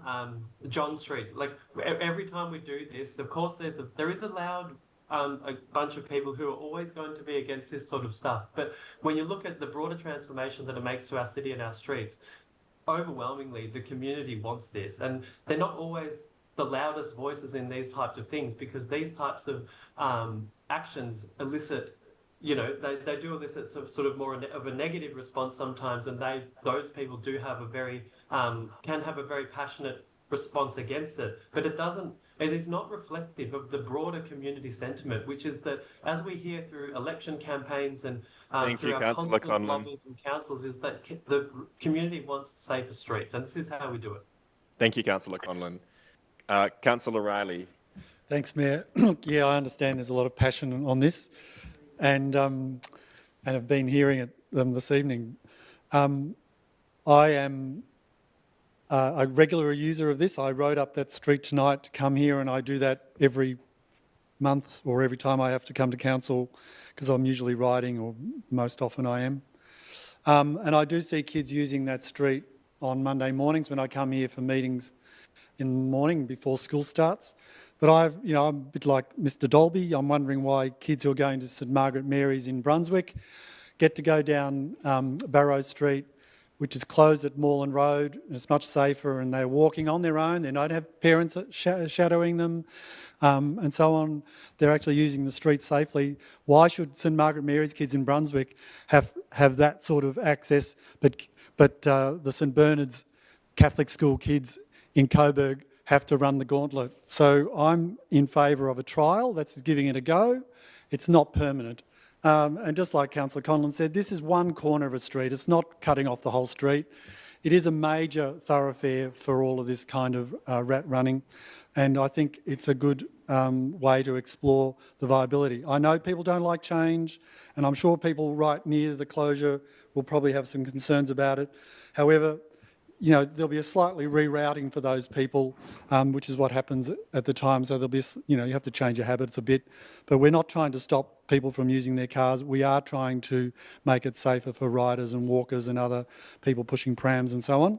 And I think that a trial is a good, sensible way to go. It's very public. It's a very long, drawn-out public process if it goes beyond the trial. So I think it's a fair and adequate way to sort of deal with it. I'm pleased to hear people making their voices known tonight. Thanks. Thank you, Councillor Riley. Other councillors who wish to speak to this item? Councillor Pavlidis. Thank you, and through you, Mayor. I'd like to ask a question first, if I may. Has the Barrow Street closure been raised or discussed at the Transport Advisory Committee? I'm one of the councillors who are on that Sustainable Transport Advisory Committee, and I can say yes, it has been discussed at that meeting. You can refer to the minutes in previous governance reports. Well, that's why I'm raising it, because they're not in there. So I just like to know when that was discussed because there are no minutes in the governance report as to I believe there was an item that discussed current projects, and I think it fit under current projects, but we can chase that up on notice. Yeah. Okay. Were there any conflicts of interest disclosed at that meeting? Look, I think we're best to deal with this on notice because I can't I'm happy recall. to speak to the item then, if I may. Sure. Okay. Firstly, I want to just make this statement in the interest of transparency, since none of this has been declared and I want it on the record. We heard earlier this evening from Natalie Abboud, who is a former councillor and mayor and is the president of Coburg High School, who's also advocating for the closure of Barrow Street. Also a mentor of yourself, Mayor, current Mayor Adam Pawford, which you have publicly declared yourself. Current candidate for the... Sorry, what's the relevance, Councillor Pavlidis? We're discussing a trial road closure, not some sort of attempt at character assassination. Point of order, can it go through the Mayor? Is that normally the process? All right. Thanks for clarifying, Oscar. Thanks, councillors. So, Councillor Pavlidis, we usually don't really refer to resident in debate. It's not like... Mate, I'm trying to bring a point here in relation to this item specifically. So I'm not sure if there was a point of order called. I didn't hear it, but if there was, I'd like to know what the point of order was, please. Relevance, because you're bringing in a random resident about a decision that we're making. To Barrow Street, they spoke to the item this evening. So again, what's your point of order? Okay, continue for now, Councillor Pavlidis, but I just encourage you to debate the substance of the item. Yes, I am. It is relevant because we're in debate and there's associations here which have not been declared, which is my point. Also financial donor to the Greens candidates campaign. Now we also have another candidate, which is Liz Irvin, who's also a Greens candidate for the October council elections and is also a current member of our Transport Advisory Committee. Now, is there a close association here to the current Greens councillors and does it pass the pub test? I've asked this question previously. So, Councillor Pavlidis, I'm just going to ask you to hold there while we get some advice on just whether this is against kind of our normal order. So I'll just ask you to hold for a moment.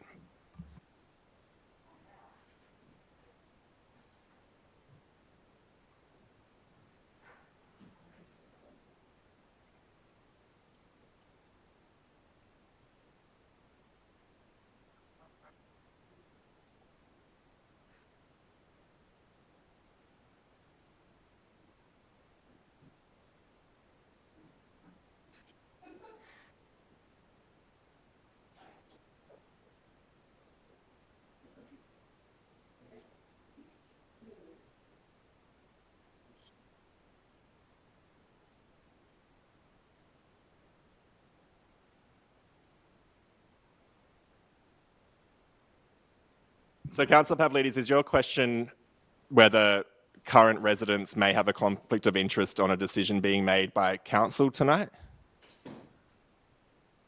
It's not the residents I'm concerned about with air, but if you let me finish, my question was, there's a close association here to the current councillors, and my question was, because history shows anything dealing with Merri-bek Primary and Coburg High School gets a favourable response from certain councillors at the expense of others. And in tonight's example, it's St Bernard's, who is the key stakeholder here, as are the residents in the adjoining streets, the ones that this closure impacts the most. I have also spoken to many residents, including those at the submissions hearing on the 6th of June, of which the majority that registered to speak were against the closure. St Bernard's also commissioned their own independent traffic engineer, who also stated that speed humps would be more suitable than street closure. Interestingly, the 2024 data only shows a slight increase in vehicles per day to 1,243 compared to approximately 1,100 from 2019, which is way below the 1,500 vehicles per day.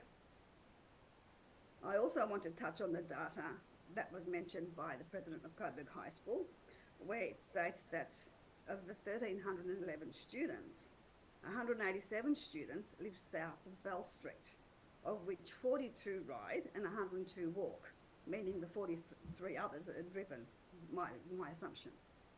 Interestingly though, when I asked the question at the submissions hearing, how many of the 144 that walk and ride were in the Barrow Street catchment, not the Sydney Road end, that information wasn't available. So, Councillor Pavlidis has asked you to come to your concluding remarks. I know that I'm happy to, but I've been interrupted so many times, Mayor. So Yes, but you're now at 4 minutes, so I'm asking you to come to your concluding remarks. Okay.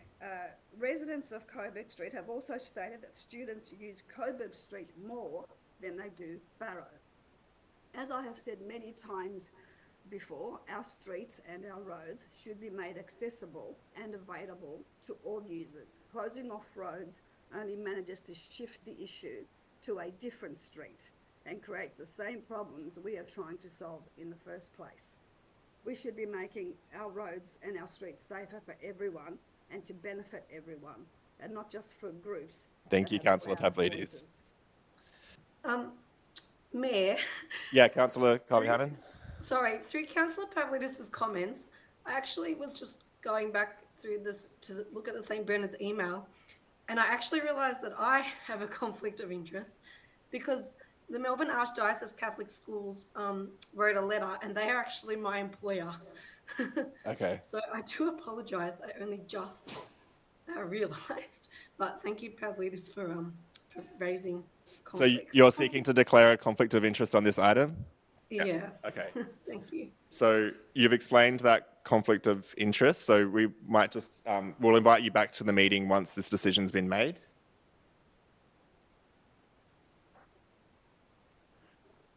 So I might just speak to the item. I think I'm the final councillor who hasn't spoken.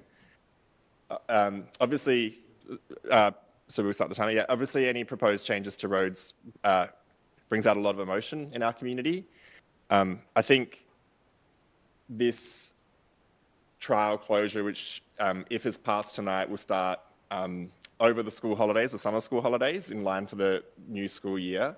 It'll let us see, there's a lot of speculation, a lot of fear about what this closure will lead to, and this doing it as a trial will actually help us see the results. So I'm supportive of this trial. And a previous councillor just talked about how perhaps there's more cyclists currently on parallel streets on Coburg Street. That very well may be the case, but the whole point of closing the end of one street is to make that one street safer for all road users. And so I suspect if this trial were to pass, we would see the people who currently are riding down Coburg Street would, over time, shift to Barrow Street because it's quieter and it's safer. Closing a road is about creating behaviour change. So it's not about people's behaviour won't remain the exact same as it is now. Once a change has been made, they will adapt to that situation. It'll become a safer street for people walking and riding, particularly students. And yes, there's St Bernard's Primary School, that's the closest school, but we have heard from 2 other schools who support this closure. And you know, just because there's an alignment of values or ideas or views between some councillors and different residents or different organisations in our community doesn't necessarily mean there's a conflict of interest. It just means that people agree on certain things. And I don't think they'll always agree on certain things. But I'm pleased to support this trial closure tonight. I think it's important for us to be taking steps to make our streets safer for everybody. I think our community, you know, I feel like there's been such a discussion about some kind of conspiracy here, but we've done a survey. We wrote to the people who live on those streets. 53% of people responded in favour. 5% more said they'd support with, they have some concerns, but they do support. So we have heard from local stakeholders, we've heard from local residents, and the next step is to start this trial and see the impacts and how it actually changes behaviour from our residents. Yeah, that's all I'll add. We'll now go to the mover who has their right of reply. Thank Councillor you. Panopoulos. And I'll just encourage everyone to please let all of us as speakers be heard. This is a democracy, and that is why we're here this evening. So, look, I'd just like to encourage councillors to vote in favour of this trial, to vote in favour of giving things a go and to responding to community feedback as it comes. And I think that keyword trial is super important. On the point that's been raised around Coburg Street and the numbers around there, I think it's important to recognise that perhaps some students do ride down there because Barrow Street is so unsafe at the moment. And so again, this is the point of the trial, to see how behaviour changes, to see how things, I guess, people respond, and to see what will actually make the streets safer for everyone. I do, though, in the debate that's been had tonight, just want to address a couple of things. And firstly, just remind councillors that it would be great to sticking to debating the trial and the decision itself, and that's what we have before us at report 7.1, and that's what is outlined in the report that our officers put a lot of time and effort into compiling. And I suppose, yeah, it would be great if we could not imply some untoward things about others, but nevertheless, that is the choice of individual councillors to make. I also just want to say that there is a perverse humour in having some councillors who voted in favour of the active transport strategy, then criticising the officers for implementing the very thing that they voted in favour of. Claiming that this is one of the dumbest decisions ever after voting in favour of the overarching strategy indicates to me... What's your point of order, Councillor Udis? Yeah, so we're going to continue with this sort of attacks, are we? So, I'm just clarifying. I think the councillor's just repeating what you've mentioned in debate. Okay, so is this the way we're going to continue these council meetings, where we're going to rephrase what another councillor has said? Because this doesn't often happen. I think it's just a matter of debate. No, it's I'm not. like one sentence away from finishing. Okay. Thanks, everyone. So as I was saying, claiming that this is one of the dumbest decisions ever after voting in favour of the overarching strategy indicates to me that perhaps as councillors we could all read the reports a little bit more thoroughly and take each other seriously when we're debating things in the chamber and not undermine our officers who put a lot of work into representing us. Thank you, Councillor Panopoulos. Your time is up. All right, that concludes debate on that item. So we'll now move to a vote. All the councillors in favour? And I suspect a division is going to be called, so I'll call a division. So all those in favour, Councillor Bolton, Councillor Riley, Councillor Pulford, Councillor Panopoulos, Councillor Hart and Councillor Conlon. All those against? Councillor Udis, Councillor Tapanos and Councillor Pavlidis. I declare that carried. I now seek to adjourn the meeting for 5 minutes, so we'll return in 5 minutes.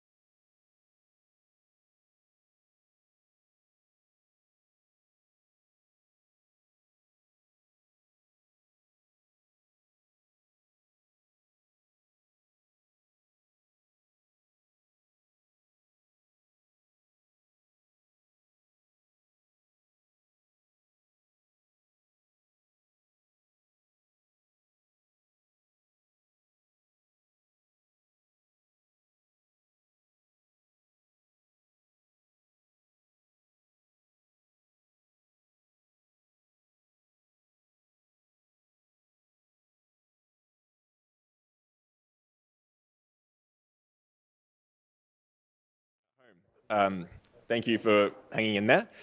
We are now, councillors, we are now up to 7.2, Upfield Corridor Urban Design Framework, Brunswick LXRP, Stage 1. Is Councillor Tapanos to I'm happy to move as listed rep? in the agenda, Mr Mayor. Yeah, and Councillor Panopoulos to second. Councillor Tapanos has moved up. Thank you, Mr Mayor and councillors. And thank you to council staff and everyone who participated in the discussions around this.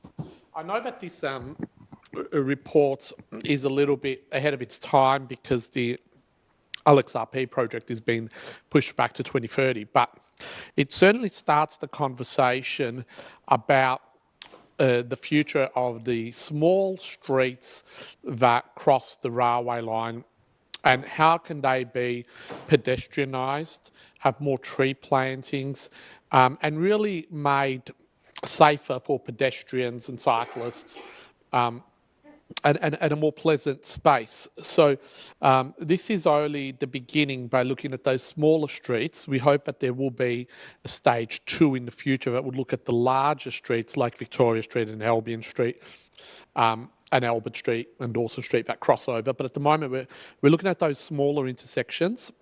And I feel that if you have a look at this report and particularly the maps and envisage how more welcoming some of these small streets could be when they're closed off to traffic, when they've got more tree plantings, more seating, and they're made significantly more beautiful, people will use them more and it would really be complementary to the elevated rail, which we will probably get in the future with its linear park. So I know I'm asking councillors in the community to go on a journey with us and try to envisage what these areas will be like in the future. But to get there, as with every project, requires strategic plans and works and years and years in advance. And that's exactly what this document is here. So it may not get the attention, it may not be spoken about, or no one spoke about it here today, but it is so critical and it's so changing of the local area there.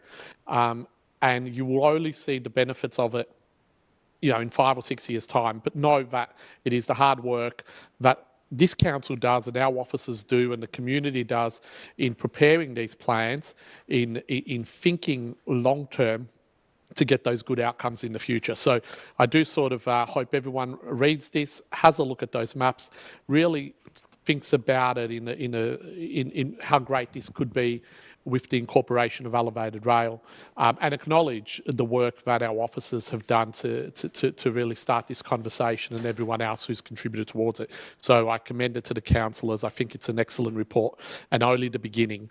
The harder ones, the bigger roads are yet to come, and I look forward to that work in the future as well. Thank you, Councillor Tapanos. Councillor Panopoulos is seconder. I think Councillor Tapanos outlined it actually quite well. Thanks. Any other councillors wish to speak to this item? We'll move on to a vote. All those in favour? And any against? Any abstention? I declare that carried. Item 7.3, the Fawkner-Merri Creek Parklands Plan. Councillor Riley is on his feet. Thanks, Mayor. I'm wanting to move the officer report. And yes, sorry. I've just got one additional point, Councillor Bolton, so if you're happy to move... Yeah, great. Okay, cool. Thanks. Yeah, so Councillor Bolton's happy to second. We'll just get it on the screen so councillors at I'll just home. read the point out while it's coming up on the screen, which is the fourth point, notes and acknowledges the principles and objectives of the Merri-bek within Fawkner-Merri Creek Parklands implementation stages, and that the subsequent projects consider aligning further engagement with Darebin City Council and the traditional owners of this land, the Wurundjeri-Wurrung people. Thanks, Councillor Bolton.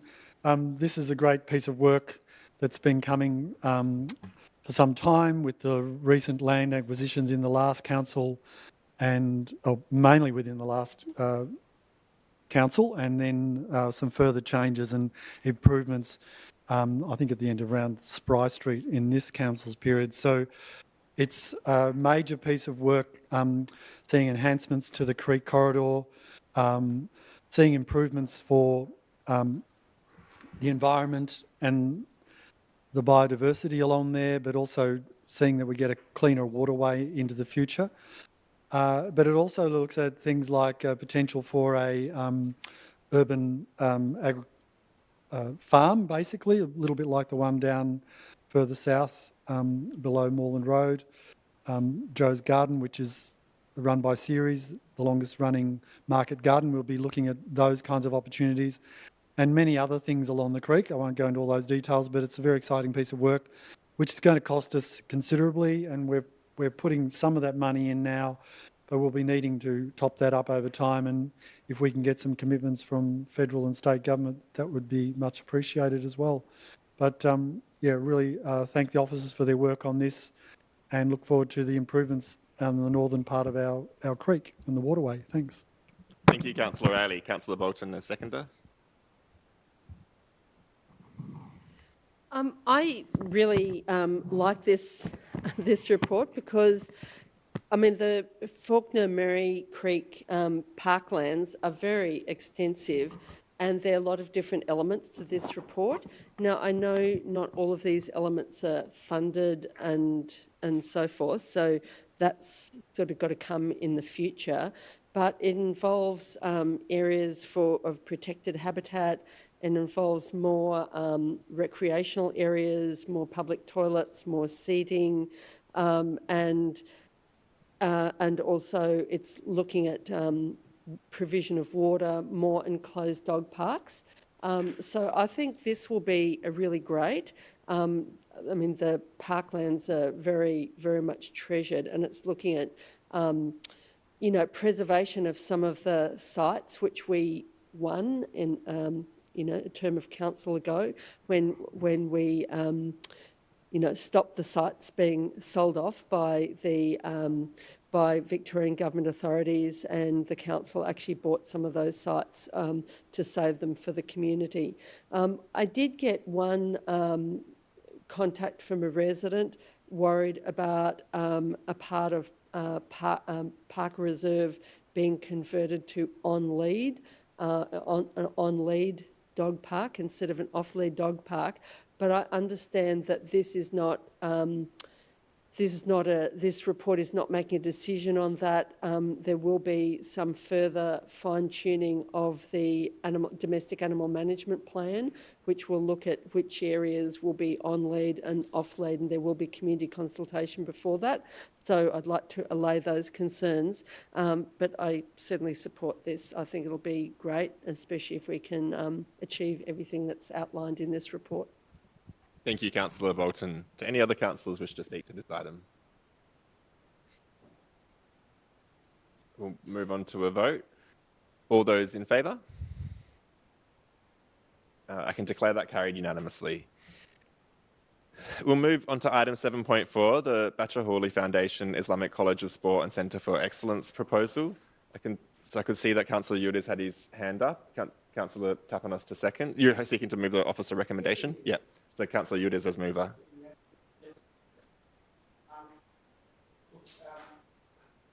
I guess this report, ladies and gentlemen, at a time when some of our youth are disengaged and looking for hope, this not-for-profit community organisation will use sport as a platform to empower our youth and, more importantly, promote social cohesion through education and connection. The foundation could have engaged many other councils from Darebin to Hume to Moonee Valley, Wyndham, Brimbank, Whittlesea and Maribyrnong, but they chose us because they acknowledge how diverse our multicultural community here in Merri-bek is.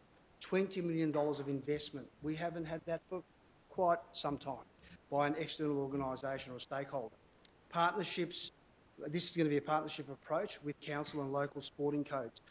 They're willing to make the facility, and we don't really have a facility like this, but they're willing to make this facility available on evenings and weekends for other community groups, but in particular sporting clubs, of course, to use. Coburg Football Club is neighbouring right next door to the bowling club. Coburg Basketball Clubs, sorry, the Coburg Basketball Association has already expressed interest. There are 6 EDFL clubs that could potentially use this facility. I can see a community hub engaging locals, in particular our vulnerable youth. It's about building a cohesive community, and this is an incredible opportunity. Coburg Bowling Club has been left derelict since 2019. There is a temporary, I think, an organisation using the facility temporarily at the moment, and we need to activate that space, and this will do that. We don't have any such facility, as I mentioned. There are no legal risks or any risk considerations arising from the recommendation in this report. And I just want to acknowledge, in particular, Basha, Ali Fahua. There are a number of other people who have, Alison, I think it was, who expressed their desire to make this facility accessible to everybody. And I think it's going to be an incredible opportunity for this municipality if this was to go ahead. This is just a report suggesting that we start the ball rolling and, excuse the pun, and I support this wholeheartedly. Thank you, Councillor Udis. Councillor Tapanos. Thank you, Mr. Mayor. I'll be brief because I think the mover spoke really well in outlining what this can be, and it could be not just a great facility for Merri-bek, but in the north of Melbourne, a centre of excellence with an Islamic focus, which is culturally sensitive and safe for Islamic students and athletes. A focus area which I can't think of any other municipality that would have a facility, a sports facility that would be open to the whole community, but specifically have those elements and acknowledge and recognise Islamic communities and Islamic athletes and all the cultural sensitivities that goes with that. It is really welcome, and I'm really proud to be able to have this in our municipality. And I thank the Bachahuli Foundation for actually bringing this proposal to us. And look, I know that there is a long way to go. There's a lot of decisions to come, and there certainly is a lot of funding to be sought to be able to make this a reality. But this report begins the process. It puts it on the agenda loud and clearly that we want to see this become a reality. I don't think any other user should be concerned because this will take some time. So those people who have temporary access to that site at the moment, that's not going to change tomorrow. That's not. This facility will take time to fundraise, to develop, to build, and we will work with you to make sure that you have access or you have alternatives at that time when this opens.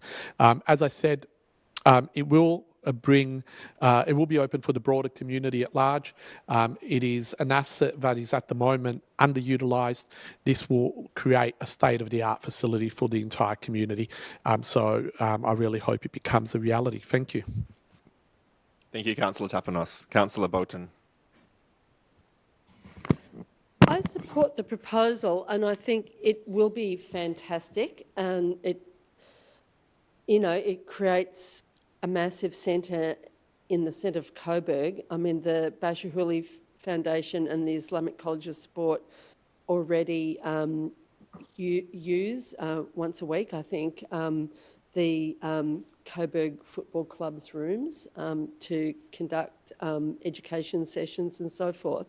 I do however, have some, I'm absolutely going to vote in support of this report and this proposal, but I do have some questions about the decision-making around, because I think a lot of some of the local groups were expecting some sort of expression of interest. I know one of the emergency food relief organisations is really keen to have a home and not be homeless.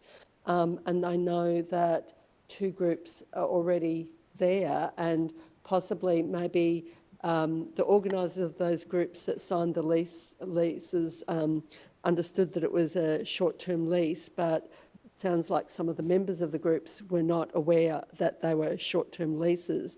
And I know that, like, say, for the emergency food relief, you need to be able to have a long-term lease so you're not constantly moving from place to place. And so I think, I sort of do have some mixed feelings because I'm aware of especially the need for, this cost of living crisis is very scary at the moment, and I would like to see the emergency food relief in Merri-bek have a home that they can operate from.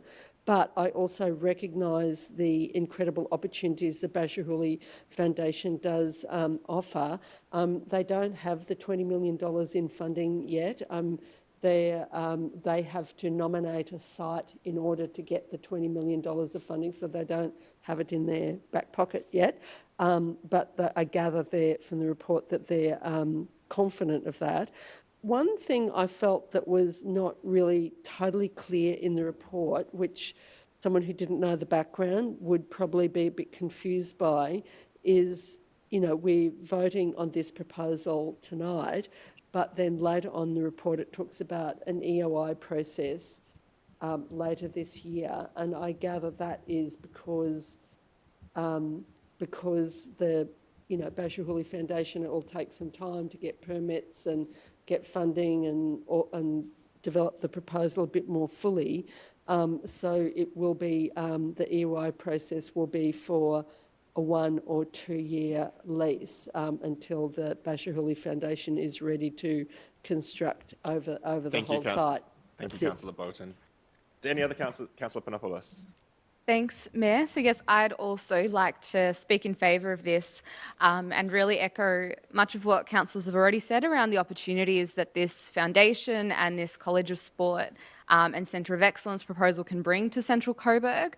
And I'm quite keen to also, I guess, contextualise it in the fact that we did just recently undergo some really extensive consultation called the Coburg Conversation around what we want to see in that area. And so because we've got all of these council-owned car parks within that vicinity, as well as like the leisure centre, the Oval with the footy club there, and the Coburg Health Hub coming like a little bit up the road, this is a really exciting proposal, and it's something that I think would really complement the works that will be happening in the area over however many years it takes to get going. So it's I think really important to contextualise it in, I guess, the fact that we are also hoping to make some significant investments in the area. It's a good public transport from an accessibility point of view.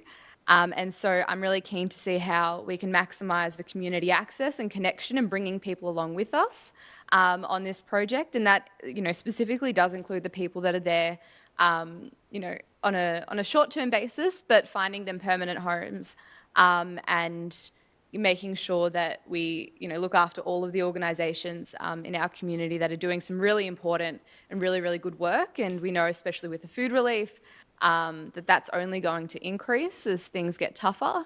But I think that this is a huge opportunity, should be considered in the context of potentially new housing, a new library, new green space. And it's something that I can't wait to get that further report in the first half of next year outlining the parameters and the scoping a little bit more. Thanks. Thank you, Councillor Panopoulos.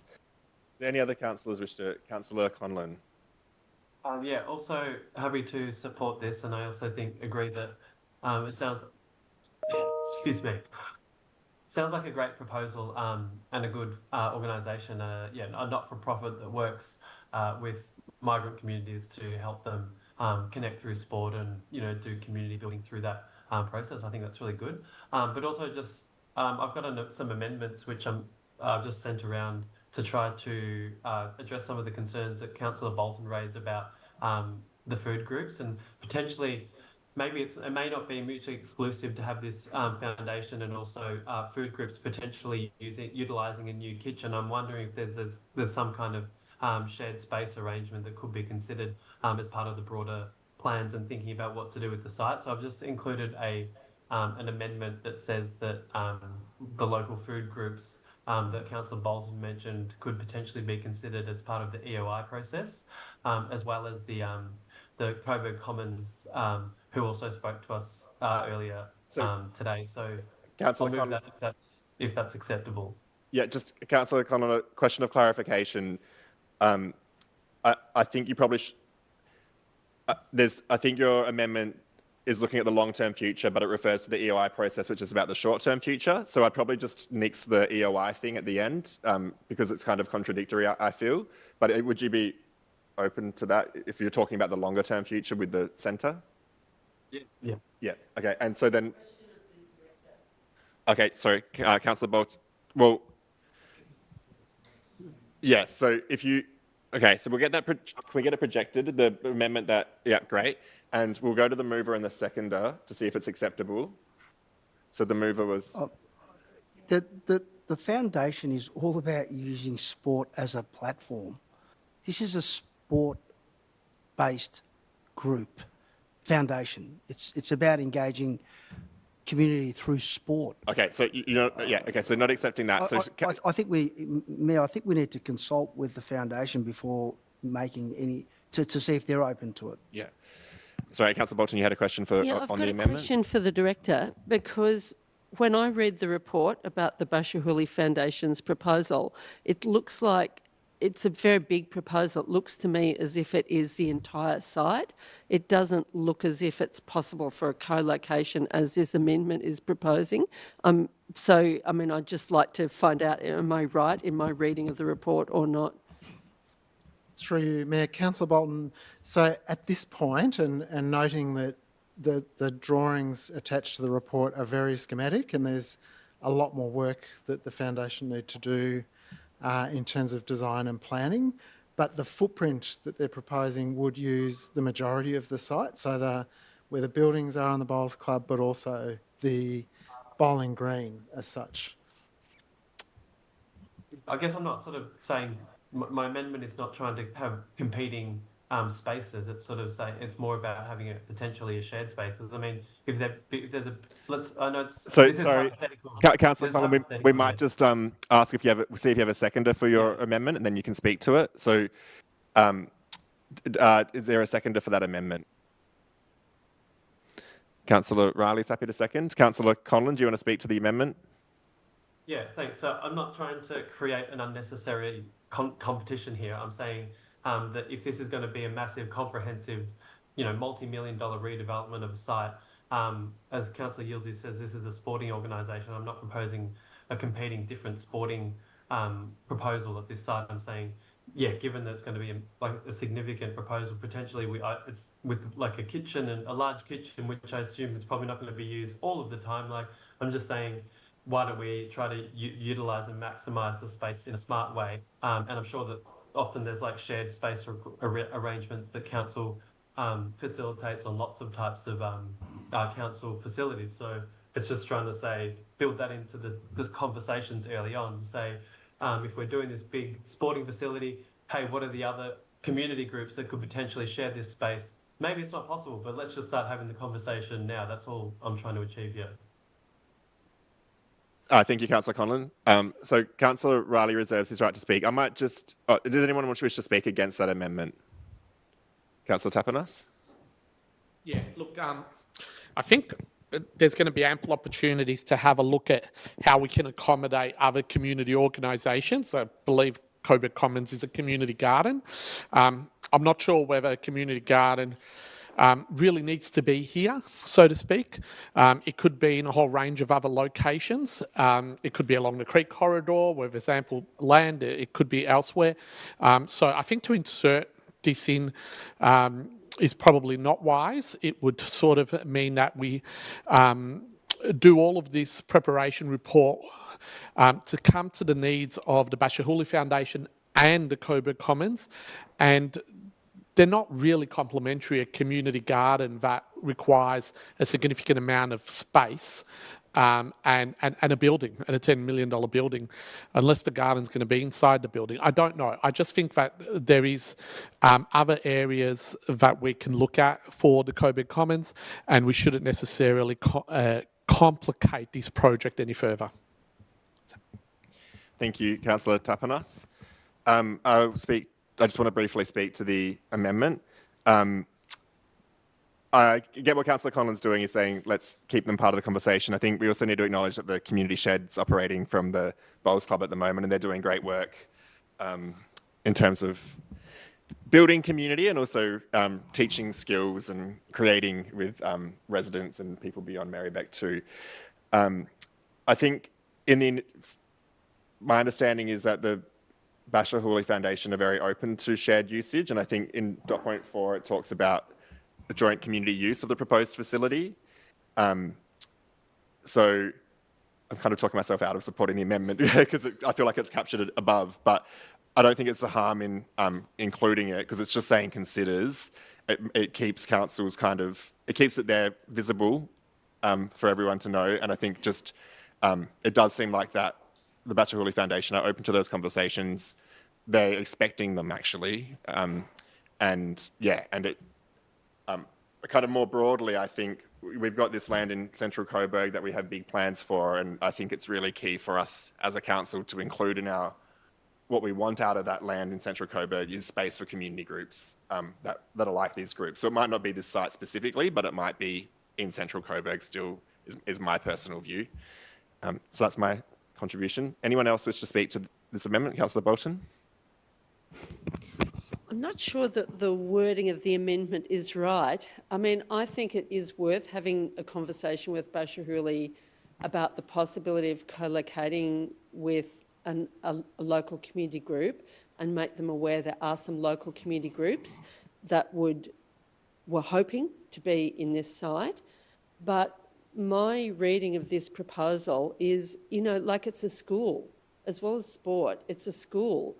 And so that means, I don't know, I would assume this will be operating every day. So I just can't see how a co-location would work. My reading of the report is that they do want to share the space with the community, but it might be more in the sense of allowing community to use some of the rooms from time to time. So I personally don't think this, I think it's fine to maybe have a meeting and discuss the possibility of co-locating with a community group, but I suspect it's not realistic.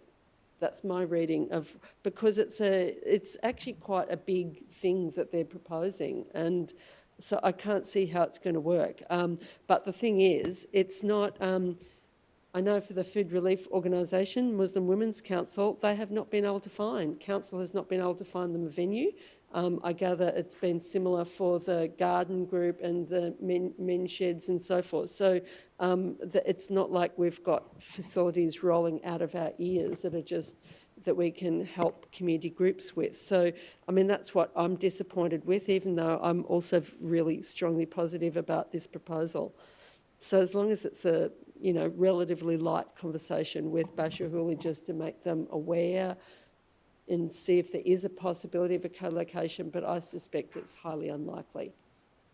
Thank you, Councillor Bolton. Do any other, you want to speak to the amendment? Just very quickly, it says clearly in the report that they're going to make the space available on the weekends and evenings. So that's pretty clear in the report.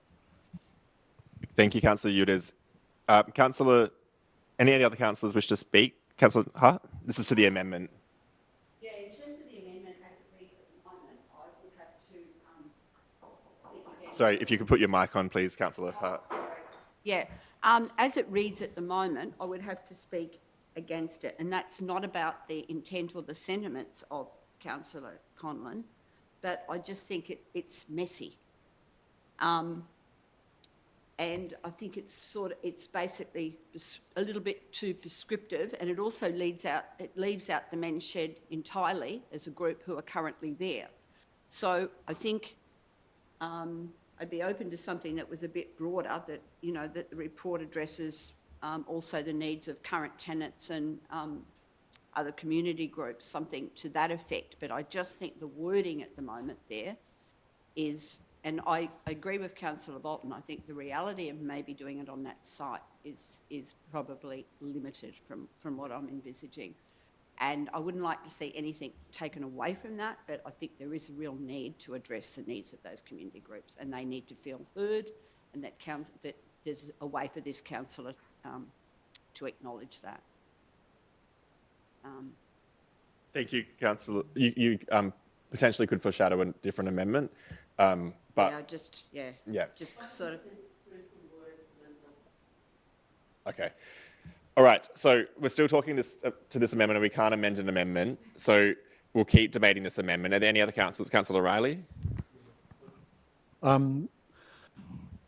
when the question was put earlier tonight, the director actually mentioned quite clearly that we'd be looking at how we would accommodate these two groups, the Coburg Commons as well as the men's or the shed group, the community shed group. So I have every confidence that we will deal with them. I don't think we need to deal, you know, sometimes we put these amendments up and they end up creating this kind of debate. This is a consideration, it's not a decision. So I just think it doesn't hurt to have the consideration in here because it's being moved by a councillor. So that's why I seconded it, and I'm more than happy to continue to do that because it will be a consideration. And I would think that we're going to really care for and look out for the community shed people as well. And whether they're here or somewhere else, we'll find some way to accommodate them and support them. Thanks. All right, thank you, Councillor Riley. So we'll move to voting on that amendment. Sorry, James, did you want to have a right of reply? No, okay. So we'll vote on that amendment. All those in favour? Yeah. All those against? Any abstentions? I declare that amendment lost. So we'll now return to the debate of the substantive. Does any other councillor wish to speak to the substantive motion? Now, I don't think we had anyone really speak against, so there's no right of reply, but so we'll move on to a vote on the item. All those in favour? And I can declare that carried unanimously. So, on to item 7.5, the Glenroy Community Hub Cafe Expression of Interest Update.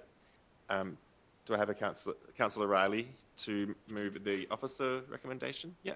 Councillor Panopoulos to second? Yeah, sorry. Yes. So there was a update to the officer recommendation circulated previously, which the director can correct me if wrong, but is just deleting subject to then passing a credit check. I believe that has happened. Happy to move this with that Great. last part of point 2 deleted. Look, I'm really excited to be moving this in the Glenroy Hub Cafe and what was a former toilet, which is now going to be a wonderful little kiosk and outlet for people accessing this part of Glenroy after they stroll all the way down from the station or the bus stop or wherever they've got to come from, or if they just want to hang out in the playground out the front of the hub. It'll be on EMDA is the one that's been successful in the expressions of interest process.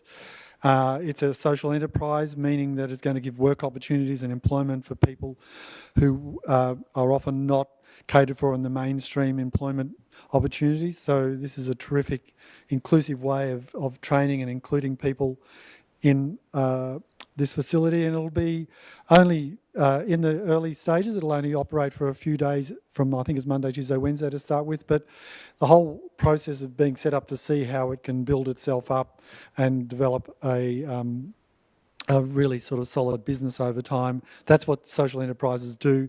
They tend to have a slightly more risk on their side, but we'll be supporting them in how they get there, and while it might take a year or two to really settle in, hopefully the people of Glenroy and everyone visiting this fantastic community hub, which council's been able to open in this term, will be really well supported, and they'll be doing some great community work with people needing to get skills trainings and jobs and things. Thanks. Thank you, Councillor Riley. Councillor Panopoulos, a seconder. Nothing further to add. Councillor Hart. Yeah, I know people in the north have been waiting this for a number of years, so they will be pleased to see that we've actually been able to advance this, and people have been waiting for their cups of coffee. And I just want to acknowledge the community groups who weren't successful, but also put in expressions of interest. And in fact, that this process, I think, was a lot more a successful process than previously the one that council were involved in. So it's pleasing to see the number of social enterprises and community groups who engaged in the process. And there will be disappointment for some, but it's pleasing that we've had a result. Thank you, Councillor Hart. Do any other councillors wish to speak to this item? We'll move to a vote. All those in favour? And I can declare that carried unanimously. On to item 7.6, land adjacent to Brunswick Baths option for future use. I had an alternative that I'd like to move. So I asked the governance team to get that on screen. It's the one that I circulated just before the meeting started.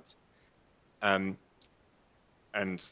once the councillors had a chance to have a look at it. I'm happy to move it. To second it? Second, sorry. Yeah, thanks, Councillor Conlon. All right, well, if we can start the clock, I'll start speaking to this. So this item is about a building on the current Saxon Street site. It's called the Northwest Building. Its frontage is to Phoenix Street, and if you go to the Brunswick Baths, or if you go to the Woolies there in that back car park, you look, it's the one with the St. Antoinette kind of old logo up the top there. Now, that building was not at its end of life when we made decisions about the Saxon Street project. And so with our sustainable building policy, we've kept that building as a shell, but we haven't, we didn't really work out what we're going to do with that space. Previously, we'd earmarked it for a potential site for future expansion for Brunswick Baths, because we know that that much loved community facility that I'm there every week, and I know other councillors are too, it's already crowded, it's already at capacity, and it will need to be expanded to meet the community demand, particularly as population grows. So council officers have done some work thinking about what is the future of this Northwest building. They've considered the expansion of Brunswick Baths into there. They've considered whether it could be used for a destination arts venue or whether it could also be used for affordable art making space. The report talks about how, recommends the affordable art making space as the way to go forward. I think that's probably my favourite too, but I think given the time we are in this council term, we're coming up to the end of the term, there'll be a new council forming. I think, and I've spoken to the director, there won't be much harm to deferring this decision to the next council. And I think the future of this building has kicked off a debate within our community about the need for expanding Brunswick Baths. And I feel like, given there is no rush to lock in the future of this building, I feel like the conversation's just started, and I'm happy for that conversation to keep going, and especially with an election context as well, because people can talk to their different candidates about what they want that building to be. And I think it's actually a way to bring the community in. I feel like if we were to make a decision tonight about its future use, we'd cut that conversation short when it's only just started. And we know that conversation started because we had that petition submitted to us at the start of the meeting. I think it had almost 400 signatures. So I do prefer affordable art making space at the moment. And I think that's because there might be alternatives for expanding Brunswick Baths on the existing footprint. So point 3 says that to inform the future decision of council, it would receive a report with options and indicative costs to expand Brunswick Baths within that existing footprint. So that's where I'm sitting at the moment, and that's why I'm moving that as an alternative. But I really thank council officers for their quick work in looking at what this space could be used for. And the space has limits to it. It can't just be used for anything, given it's an existing building. So on to the seconder, Councillor Conlon. Yeah, so I was also a bit conflicted about what to do about it, because it's not a decision you want to make, like to pick and choose between these things. Like on the one hand, I do also support an affordable art space in there to complement the broader Saxon Street redevelopment. I think that's definitely something that we want and need in that part of Brunswick. But at the same time, yeah, I have been made more aware of the significant challenges at Brunswick Baths in terms of the capacity and even health and safety. I think everything is so crammed together that, Councillor Tapnos was saying that people are like literally bumping into each other when using the different equipment. So yeah, I think it is a problem that we do definitely need to solve, and it's only going to get worse as population increases. So I almost moved an amendment tonight to just for us to sort of try and make a decision just to say that maybe it should be used for the Brunswick Baths as an expansion, because it is next door to it. It does make a lot of sense, and that was that was the specific proposal in the petition as well. But then I think it's unlikely that we're going to find another space for the Brunswick bars on site, given that the whole site is kind of already used and decided. But I think Councillor Pulford has mentioned that there are some options that I don't think have been exhausted yet, but which includes potentially building up another story on one of the buildings. And I don't know, like something could happen there. Maybe there's something to do with the basketball court could move. I think they're unlikely. There's modifications that could happen, but I think I would not be comfortable making a decision to lock something in at this point. I think, it might be good just to get another report to council just to really tease out exactly what the options are. But I do think we need to find a solution to Brunswick Bar because it will keep growing and expanding. And if we don't find a solution, it might become financially unviable and people might start cancelling memberships. And it'd just be a bit of a fiasco, I think, if it doesn't get resolved. But so happy to support this motion instead. Thank you, Councillor Conlon. Do any other councillors wish to speak to this item? Councillor Riley? Yeah, look, briefly, I think the report actually covers off on some of the comments and the options, and I'm pretty convinced this site won't actually be much use to the baths. I'm a user there as well. That's my assessment. While I'm happy to support this motion, it's not critical we decide on this now, but I do know that we've got a high demand for creative spaces and rehearsal spaces. All my time on council, we've been trying to address that, and this is a small way to do that. I just hope that we don't lock those people out of this building while we're trying to work out what we do with the baths now. In my view, the baths are 5 or more years away, well and truly. It's not on our program right now, and I know people want it to be brought onto that, but we need to work through a whole lot of decisions about going up another level, seeing what other options are there. I'm very concerned that we're going to end up locking one group of users out while we're taking our time to get a longer term problem solved. And I'd much prefer to have seen us actually approve that tonight, but I'm happy to go along with this as well, so long as we don't lock them out for too long. Thank you, Councillor Riley. Councillor Tapanos. Look, I prefer to foreshadow that we do proceed with the Barb's proposal if this fails. However, I see merits also in the deferral here. I know that some councils have expressed sort of their preference. I must say that there is a real big need and demand for affordable art spaces. This is a very small building, but that demand is being addressed by this council by a $28 million building that we're building on this site, a $28 million building for affordable arts. So I think when you strike a balance, you really need to look at other options as well. And for me, I think there's great merits, if there is someone out there, great merits in a destination arts venue that's going to bring people into our city and generate economic development. I think there's great value in that. But I also think that there is a need, a more important and pressing and urgent need for the baths, and it's here right now. It's not certainly not 5 years away. You just need to go and have a look at the gym and see how all of the equipment is so jam-packed, and it is having an impact there. I think that you could actually allocate this building to the gym, which is 2 levels, and do a future expansion, and it would still not cater for the demand that the gym generates. I know that people say, let's look at doing a 2-level, but when you really think about it, the historical building of the gym has like a pitched roof, so that's not what we're talking about. We're talking about the old school gym, which is the current gym as well for the baths, which is 1 story. Now, I don't know if they built old school gyms in the past to accommodate big multi-level buildings. I suspect engineering-wise, we may get the report that says that's not possible. I also suspect that we will only be able to go up maybe 1 level. So that would not be contributing much space. That would certainly not be meeting the needs of the gym today, let alone into the future. So I think in my mind, I've considered this a lot. I've given it great thought. There's still a part of my mind that would love a destination arts venue here. But I do think that the end decision will be the gym, and I don't think we should delay it any further.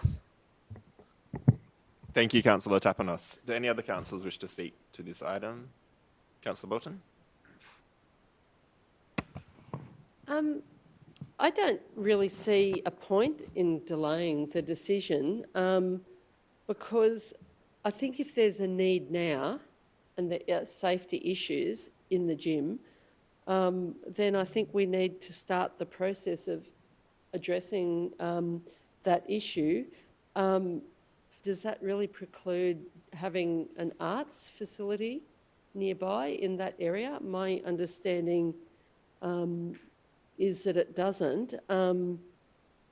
People can correct me if I'm wrong, but I feel that like we're delaying it by even starting any procedures to work out what's feasible and so forth by, over 6 months. And so I'd just favour us getting on with the job now and going with what's in the current proposal.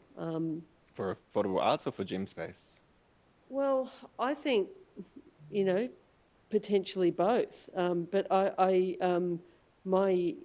think we do need a gym space because I think, if it's unsafe, like safety is sort of really a critical issue. And if there's space for an affordable arts space as well, I'd be in favour of doing both.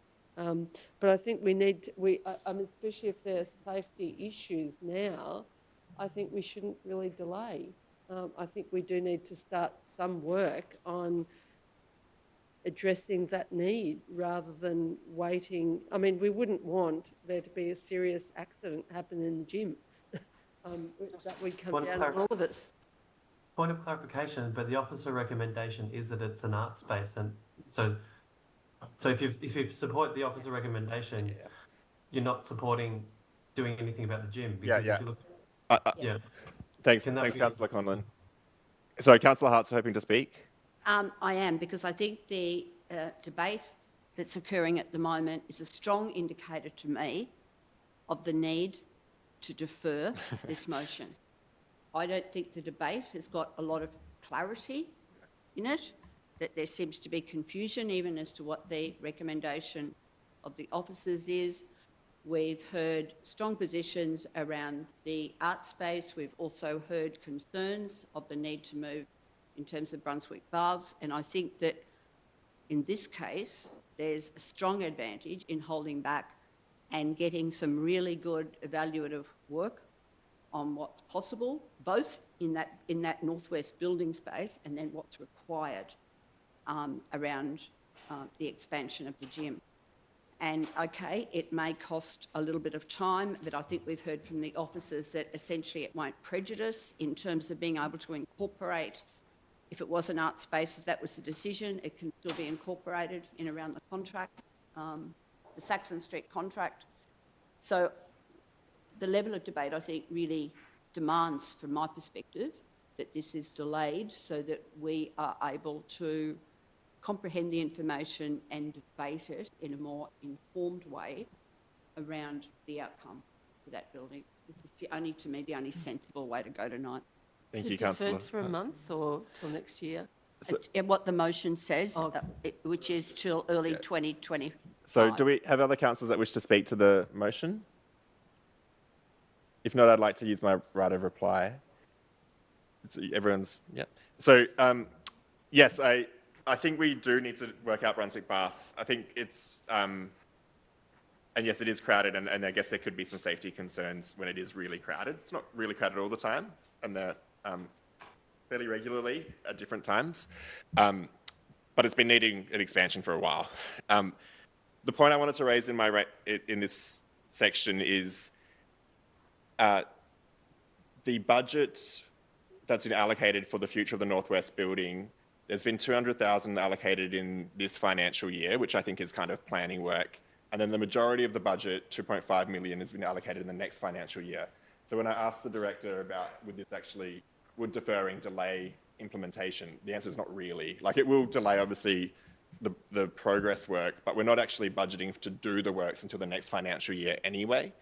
And so Saxon Street's set to reopen at the end of this year. It was always going to reopen with this building as a shell, and not because we just can't complete, the design work and the construction work before we open Saxon Street. So yeah, I'm not as I hear the concerns about delaying a decision and delaying a result, but I think we were already on track for a result for the next financial year anyway. And I think kind of delaying the decision to the start of next year, we still have time to deliver it. It'll be tight. It probably will be a few months behind, but it won't be that far behind. Okay, we'll move on to a vote. So all those in favour of the projected motion?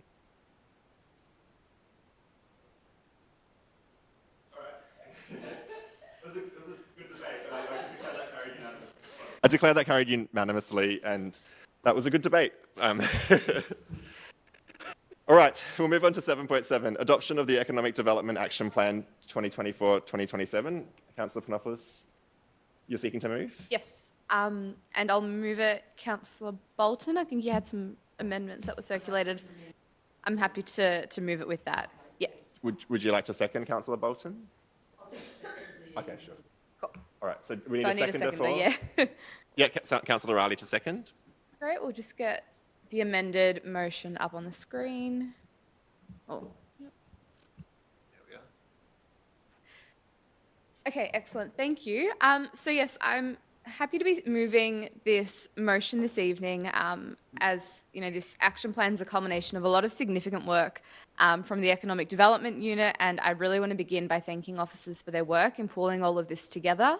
As someone that has the portfolio briefings on this, I know that there's been a lot of time and effort that's gone into this and have had constant updates. So really, really appreciate that. And also want to say thank you to everybody that participated in the consultation process. So this plan sets out how the Economic Development Unit will support local businesses and the local economy over the next 3 years. It aims to facilitate a growing, productive, socially inclusive and economically sustainable local economy. And now we know that in some areas of local businesses in Merri-bek are doing quite well, and that's around, I guess, the health sectors and hospitality and design and creative industries. And we've also got a new and emerging medtech industry, which is really exciting. But we also know that there are quite a few businesses that are struggling. And we know that over 90% of businesses in Merri-bek are sole traders, micro or small businesses. And with that often means that they don't have that structure or that structural support that bigger businesses do have to help them in those hard times. So that's where plans like this that guide the work of our officers really do come in handy, because we know that thriving local businesses means thriving shopping strips, means places where people want to go and want to stick around in Merri-bek. And this is just one of the things that I think makes our area so good to be around in, is having shops in those shop fronts, not having vacant ones, and having a wide variety of sectors that are thriving here, as well as local jobs for people too, which of course ties into the shopfront requirements that we've recently commenced the planning scheme amendment process with. So this is just, I guess, one aspect of the overarching things that we do as part of the economic development team and the placemaking team, but it is really important. And I just want to thank officers for the work that they've put into this. Thanks. I reserve the right, thanks. I want to speak to the amendment I submitted, which has been taken on board by the mover of the motion. So basically, the thrust of my amendment, I'd prefer something even stronger. It's about trying to make businesses accessible for people who are in wheelchairs or mobility scooters. I would prefer to see something which compels businesses when they undertake major renovations to be compelled to provide an accessible access to their business. but I gather that's not feasible under the local laws. So I've put forward something where the council teams investigate the benefits of a grant program to incentivise businesses to introduce temporary or permanent threshold ramps at entries to businesses. And secondly, to advocate to the Victorian Building Authority about the importance and benefits of disability access to businesses and the need for them to increase the capacity and expectations for building surveyors. And this is sort of extra important when we see things like the government services closing down and sending off their service to a private enterprise. And that's exactly what's happening with Australia Post, where they got rid of a great post office in a central location accessible by public transport with a wheelchair ramp in Glenroy, in the heart of Glenroy, closed it down and sent everyone to franchise post offices which have steps in front. And I know someone who lives near West Street who has to go to the entry of the shop and call out for them to come and serve him in the street because he can't actually enter that shop, and it's had a step for 30 years. So, and for 30 years he hasn't been able to access that post office, even though it's his local. So this is a really important issue, and in the 21st century we shouldn't be dealing with it. In fact, we should be compelling businesses that do, I'm not talking about minor renovations, but major renovations to provide an accessible business. Thank you, Councillor Bolton. Do any other councillors wish to speak to this item? Are we talking about the adoption of the Economic Development Strategy? Yeah. Plan? Yeah, I'd like to speak. Councillor Tapanos? Yeah, thank you. I fully support that, and the previous speaker honed in on a very important element of that, which was the disability accessibility aspect. But I want to also just broaden it out and talk about the strategy more broadly, because it is a significant piece of work that we are adopting here tonight, one that we've put out for consultation. And that talks to how we're addressing the issue of jobs in our city, the creation of jobs, the actions we will take to stimulate economic development in our city. We want to be a city that is considered by people to establish businesses, to establish manufacturing, micro-manufacturing, niche manufacturing, manufacturing industries, to try to bring back those industries and those jobs that have been lost, to be innovative, to look at innovation centres and clusters, things that we are doing already in many respects in Brunswick through the design work for the Brunswick Arts and Culture Precinct, things that we are doing already in central Coburg, particularly the health precinct, which we're looking forward to. It talks about these centres of excellence and innovation and plans to attract jobs into Merri-bek, which are sorely needed. It has actions to support existing traders, businesses.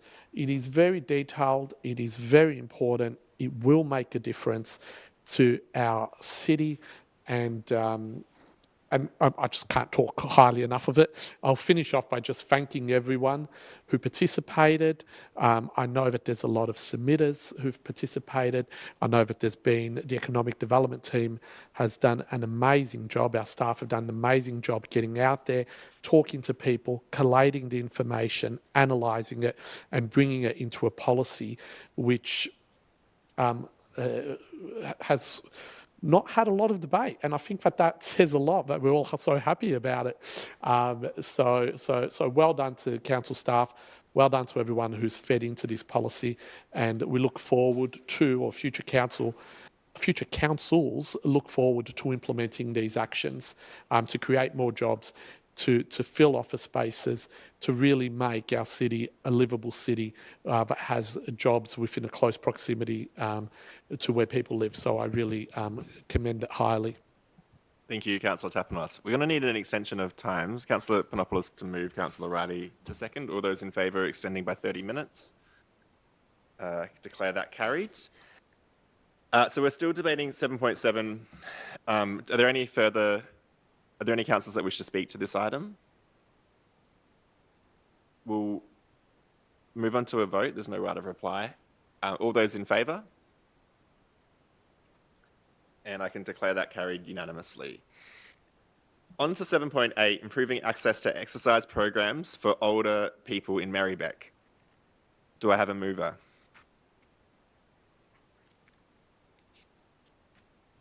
Councillor Bolton to move, Councillor Yudis to second. Sorry, I missed Councillor Pavlidis.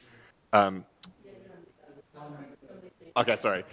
Councillor Pavlidis, Councillor Bolton said she's happy for you to move it if you like. I'm happy to second. Councillor Bolton can move. Okay, cool. Yes. Yes, you have voice challenges tonight. Yes. Okay, well, Councillor Yudis, would you happy to move? Yep, okay. And Councillor Pavlidis happy to second. Councillor Yudis as mover. Oh, the mic, yeah. I did read this report. In fact, the entire report. I think it's fantastic. Got a whole lot of highlighted bits as well. I think being so late, it's pretty clear. I just want to thank the officers. I think it's a great report. Thank you. Thank you, Councillor Yudis. Councillor Pavlidis, a seconder. Thank you, but great report. Yeah, great. Okay, any other Councillor Hart? Yeah, I had left it to Councillor Pavlidis. I thought she may have wanted to move it. I often do with the older persons ones. Yeah. The thrust of it is actually just noting and endorsing the council support for the exercise programs that have been operated through the Living and Ageing Well, and noting the importance of those programs which have been done in partnership, and they've been run. I think there's been 4 particular venues that have been really active as well. And I guess the key thing is that the role that is played in really focusing on older people, but then I guess it's that path, it's actually creating pathways to link older people into not just the importance of exercise, but actually linking into mainstream, and particularly around older persons being able to be then incorporated and linked into the gym work. And I think what this report shows is the absolute need for investment in those sort of partnerships that actually link and create those pathways for people. Because unless you're funding that, unless you're resourcing it, you won't get it happening automatically. So that to me is the thrust. And look, as always, there's a group of Living and Ageing Well do excellent work for council, excellent work for our older communities. And I know we're always looking for ways to expand that continually. But great congratulations on being able to be in that space. Thank you, Councillor Hart. Do any other councillors wish to speak to this item? We'll move on to a vote. All those in favour? And I can declare that carried unanimously. So on to 7.9, improving community engagement policy for older non-English speaking residents. Councillor Pavlidis, seeking to move. Councillor Yildiz to second. Councillor Pavlidis, just clarifying what you're moving. Sorry, the motion that was circulated, what time was it? Around 3:49, I believe. Yeah, we'll just get it on screen. So, yeah, it was circulated by email earlier today.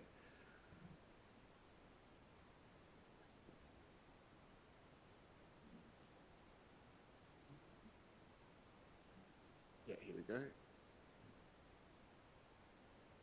Okay, so, yeah. So for councillors, that was sent around earlier. I don't know what exact time, sorry, but earlier today. And Councillor Pavlidis, are you happy to? I think it was 3:49 p.m. You were right. Yes. If you'd like to speak to that. I will be very, very, very brief. Sorry, because as you know, I've got a very sore throat. As many of you are aware, the level of how and and how we engage with our older members and our core communities is something I have raised many, many times in this term of council. This review is a start to improving how we consult with our core community and our older members who are often left out because of language or digital connectivity. As the report states, over 34% speak the language other than English at home. A further report will be coming back to council in September in relation to costs and exploring other options as to how we can better engage. And there will also be a flyer that will be sent out sort of asking and be translated in Italian, Greek, Arabic and Turkish, asking our older core communities to provide feedback on how they wish to be engaged. So I do encourage our community to please get in touch and let us know your preference in engaging with council. Thank you. Thank you, Councillor Pavlidis. Councillor Udis is seconder. No. Any other councillors? Sorry, Councillor Bolton. I've got an amendment which might be acceptable, but also could someone send around, I can't just did an email search and can't see the alternative motion, so I'd like to look at it on the computer. Yeah. My proposal is to amend, I think 15 days community consultation is way too short and it should be 30 days. I'd like to propose that amendment. And also at the end of that point 2, to include consultation with groups such as the Ethnic Communities Council. So is that acceptable to the mover and seconder? Can I ask council officers how that would impact a report coming back to council if the consultation is extended? Sorry, Mayor, I don't understand the amendment. Mr. Mayor, I'm unclear on what the amendment. So is the proposal that every single thing that goes to consultation would require 30 business days for exhibition?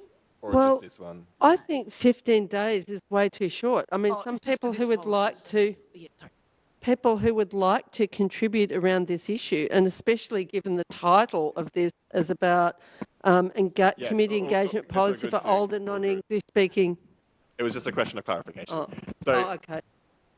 So, sorry, and Councillor Pavlidis wanted to ask the director whether this would impact whether the report could come back for September, is that right? Or Yeah, if we extend to 30 days consultation, will that impact the report coming back in September?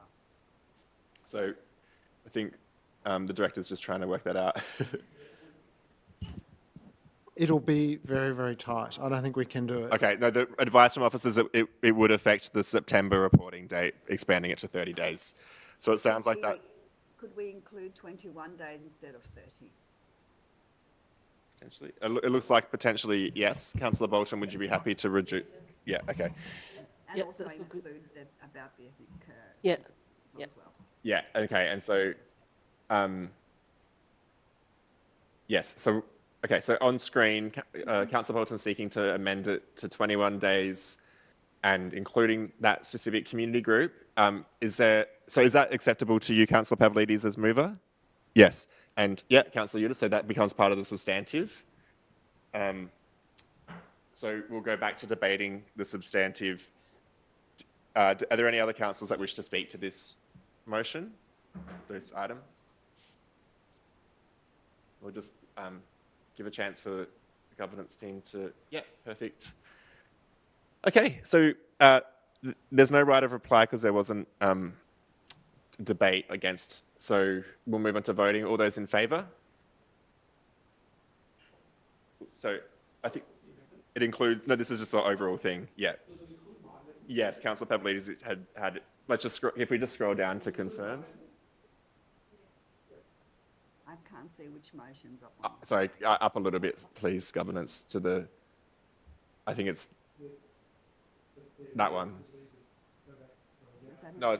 What's happened? There's one in there. Okay.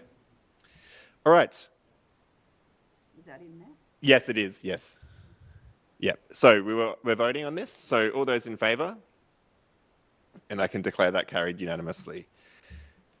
We are on to item 7.10, the rear of 1 to 15 Mark Street, 2 to 16 White Street, and 21 Audley Street in Coburg. It's a proposed sale of land from a previously discontinued road. We have Councillor Riley with his hand up, seeking to move the officer. I'm happy to second. Councillor Riley. Yeah, look, this is just to clean up and tidy up a bit of land that's been landlocked by in a laneway behind properties.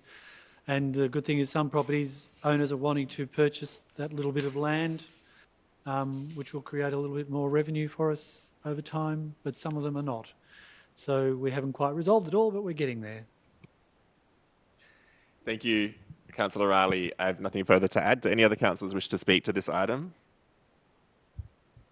We'll move on to voting. All those in favour? And all those against? Any abstentions? Yeah, okay, so I can declare that's passed. Item 7.11, Contract Award RFT 2023-570 Dunstan Stormwater Harvesting Project. Councillor Riley has his hand up for the officer. For the officer recommendation, if someone seconds. Councillor Thanks, Tapanos to second. Yeah, just this is a contract for stormwater harvesting works at Dunstan Reserve, which is going to be really important. John Englert from the Merri-bek Climate Action Group sort of addressed this in question time earlier, and it's a very important piece of work that we're doing.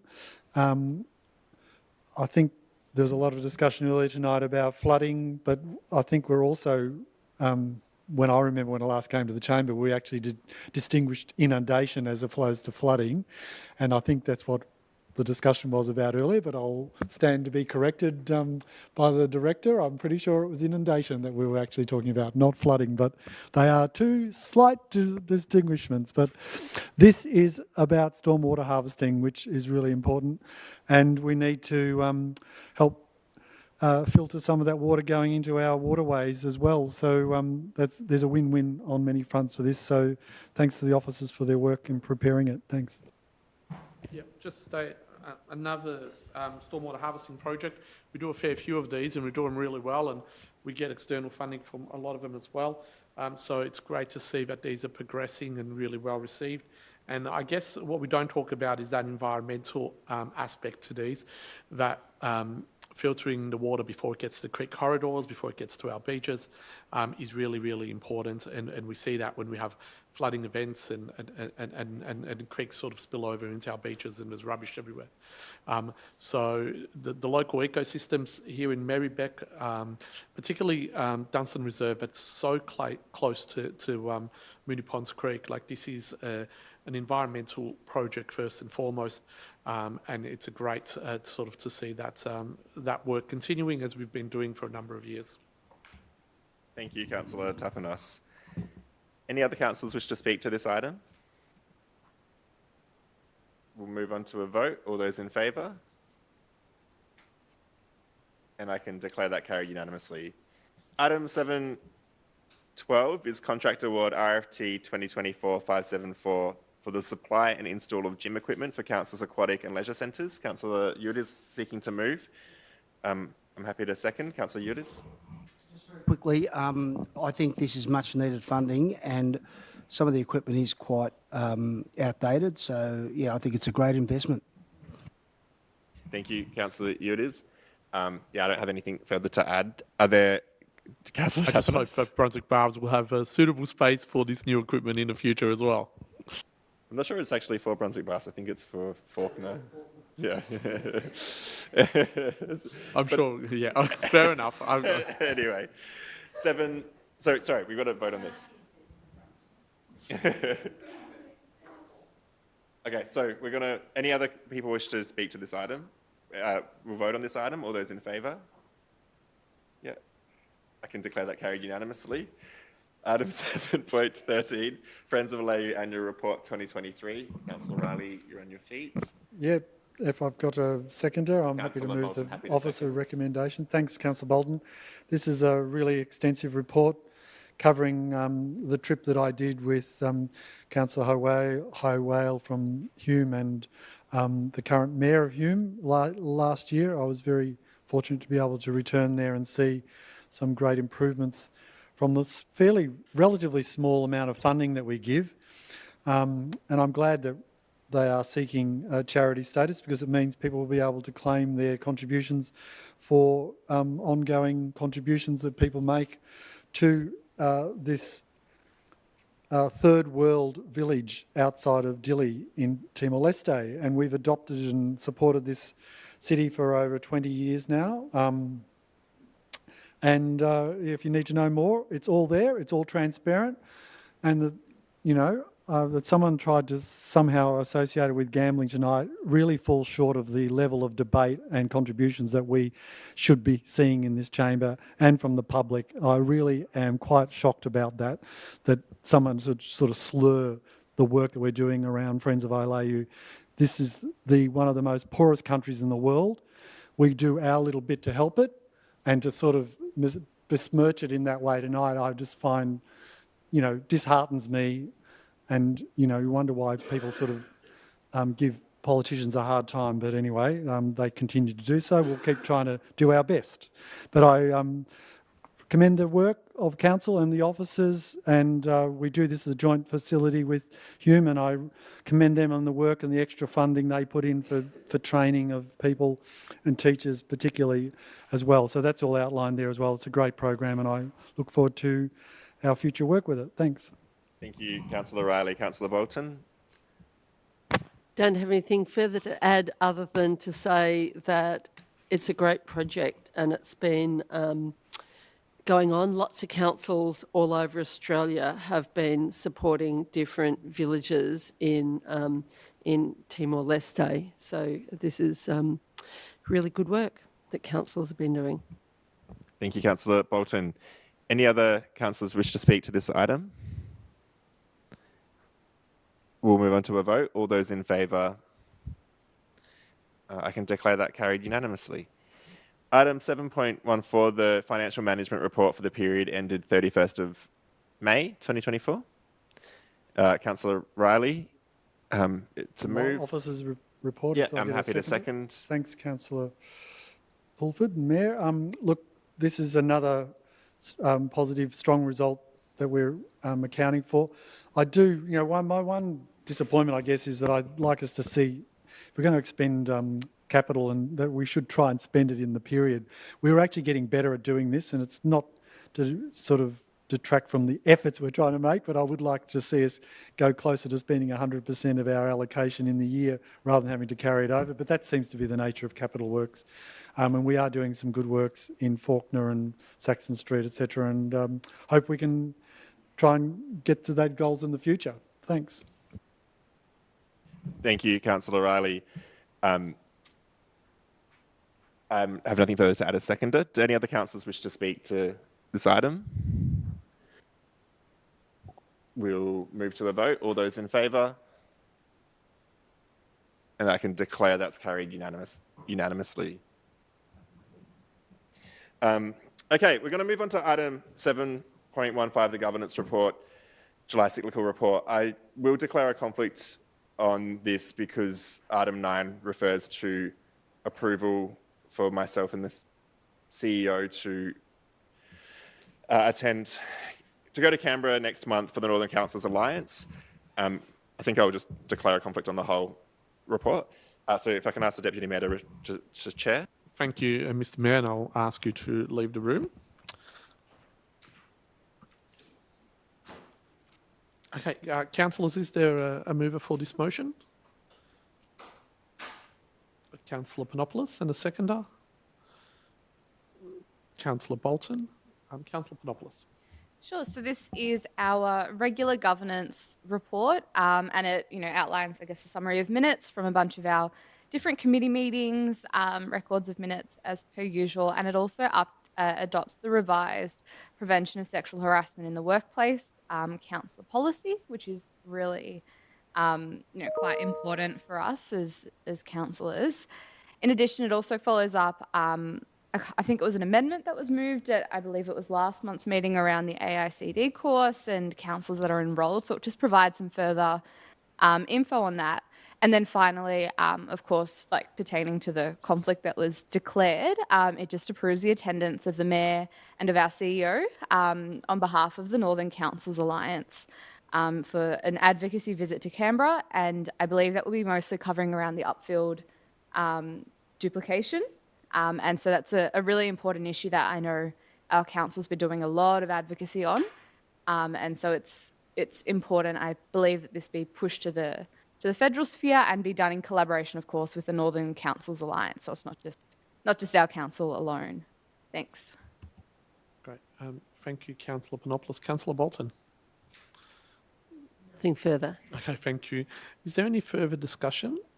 Not. Councillor Pavlidis. Can I ask a question based more so clarification? Just in relation to records of meetings that are listed in the report each month. Under 9.1, which is the records of meetings held under the auspice of council, can I ask why not all meetings are listed in the governance report? For example, today's agenda and the item on Barrow Street is listed on page 29. We've had budget submissions, we've had proposed sale of land at Mark Street, we've had the transport strategy that held on the 30th of January, and that was in the 13th of March meeting, but it was part of the council report, not as a meeting document separate to the governance report. Can I ask clarification as to why we chop and change, considering records of meetings have to list the attendees, the title of matters discussed, and any conflicts of interest? When they're done in a part of a report, it doesn't tell you which officers attended, which councillors attended, and whether there's any conflicts. I'm just trying to understand the difference, why we separate it and we don't include it all in one. Thank you, Councillor. Just to clarify, you're talking about submission hearing meeting? No, all records of meetings. All records. So, like I said, we've got Barrow Street, which was 7.1, but that was as an attachment. Okay, I'll pass on to the relevant director to answer the question. Councillor Pavlidis, thank you for your question. I will need to take that on notice and just have a look and see why some don't appear to be reported and come back to you on that. Thank you. Thank you. Is there any other speakers to this item? Okay, there being none, I'll put it to the vote. All those in favour? All opposed? I declare that carried. If we can please ask the Mayor to return. I'm going to bid everybody good night. I'm struggling a bit with my throat, so... Okay, good night, Councillor Pavlidis, and I'll hand the chair back to the Mayor, Councillor Pulford. Thank you, Deputy Mayor, and good night, Councillor Pavlidis. Speedy recovery. So that brings us to the end of the items under number 7. So we'll go into notices of motion. Now, first one, 8.1, Family Violence Initiatives, was lodged by Councillor Davidson, who is unfortunately unwell and an apology tonight and has expressed her preference to defer it to next meeting where she can be here to speak to it. So I might just need to officially move that as a... I'll move a deferral to that report, to that to the next meeting? Yeah. And next meeting. I'm happy to second it. Yeah. Oh, Okay. Sorry, Monica. Sorry, so we'll have that moved by Councillor Tapanos, seconded by Councillor Panopoulos. All those in favour? Yeah, I can declare that carried unanimously. So that'll return to our August council meeting. So on to item 8.2. This is moved by Councillor Bolton, recognition of internationally renowned local artist Destiny Deakin, 1956 to 2024. And I can see Councillor Riley's hoping to second. So Councillor Bolton. Yes, so this is a motion for council to pay tribute to a local artist who's probably our best known artist, but probably better known overseas than she is in Australia, called Destiny Deakin, and to receive a report on recommendations on the best ways to recognise her contribution. Some suggestions have been an artist residency or an art prize in Destiny Deacon's name. Destiny was a very significant figure. She lived in the Merri-bek area for around 35 years. She's both a Torres Strait Islander and an Aboriginal woman, although very much an urban artist and urban First Nations person. And some of her pieces are in the Coonahan Gallery. I'm not quite sure how many, maybe Councillor Riley might know, but she played a really quite an amazing role. I mean, she's won some amazing awards overseas, like apparently the Royal Photography Society Award, only 10 people or something have ever won that award, including Destiny Deacon. So she's alongside the likes of Annie Leibovitz. I mean, she was largely a photographer, but also much, much more. And she, like many First Nations artists, of course, the political and the art come together. She was the first person to remove the word C from black, because people used to call her a black C, and so she removed the word C, and that's how the word BLAK for black came into being, especially in the First Nations community and movement.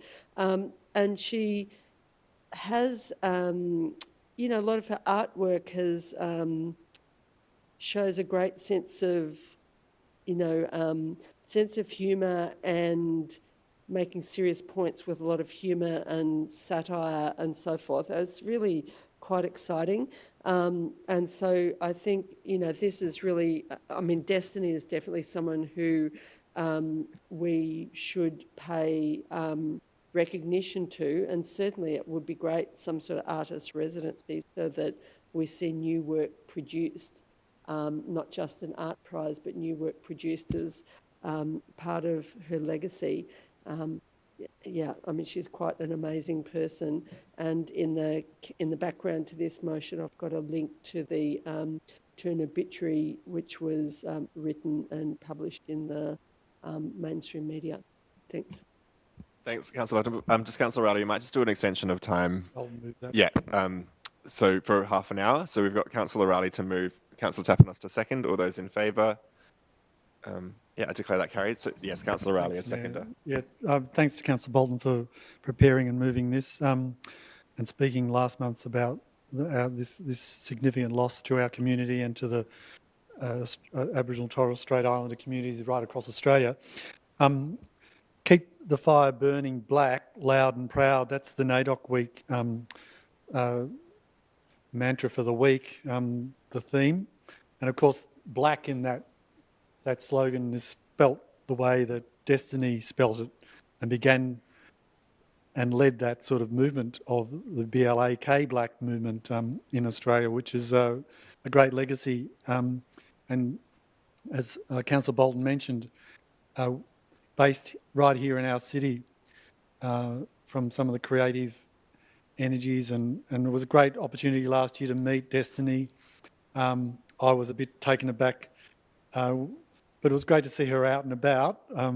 She wasn't as strong as a character as I'd kind of imagined her to be, and she was quite frail at the time. So I was very proud to have met her while she was still alive, and it was a great loss to us, and I wasn't able to get to her funeral or her memorial, but this is a great way to honour her and think about her and the work that many women, black women, have provided, and the leadership and the care they provide for their communities. We're seeing just this week the sort of stresses and strains in Alice Springs and the dreadful sort of impacts that all that dislocation is having on many people. And when you have a big flood of people coming into Alice Springs for their annual festival, you're going to get a lot of stresses and strains on people, and people living outside homeless and sleeping under the stars, which is not what we need to see in 2024. But Destiny would be very pleased to know that her legacy will live on, and hopefully we'll somehow kind of recognise that in some way in the future. And yeah, I just a big shout out to her and her family and culture, and the big loss that we're experiencing at the moment, and think of them during NAIDOC week. Particularly, it's a good way to honour that this week. Thanks. Thank you, Councillor Riley. Do any other councillors wish to speak to this item? we'll move on to a vote. All those in favour? I can declare that carried unanimously.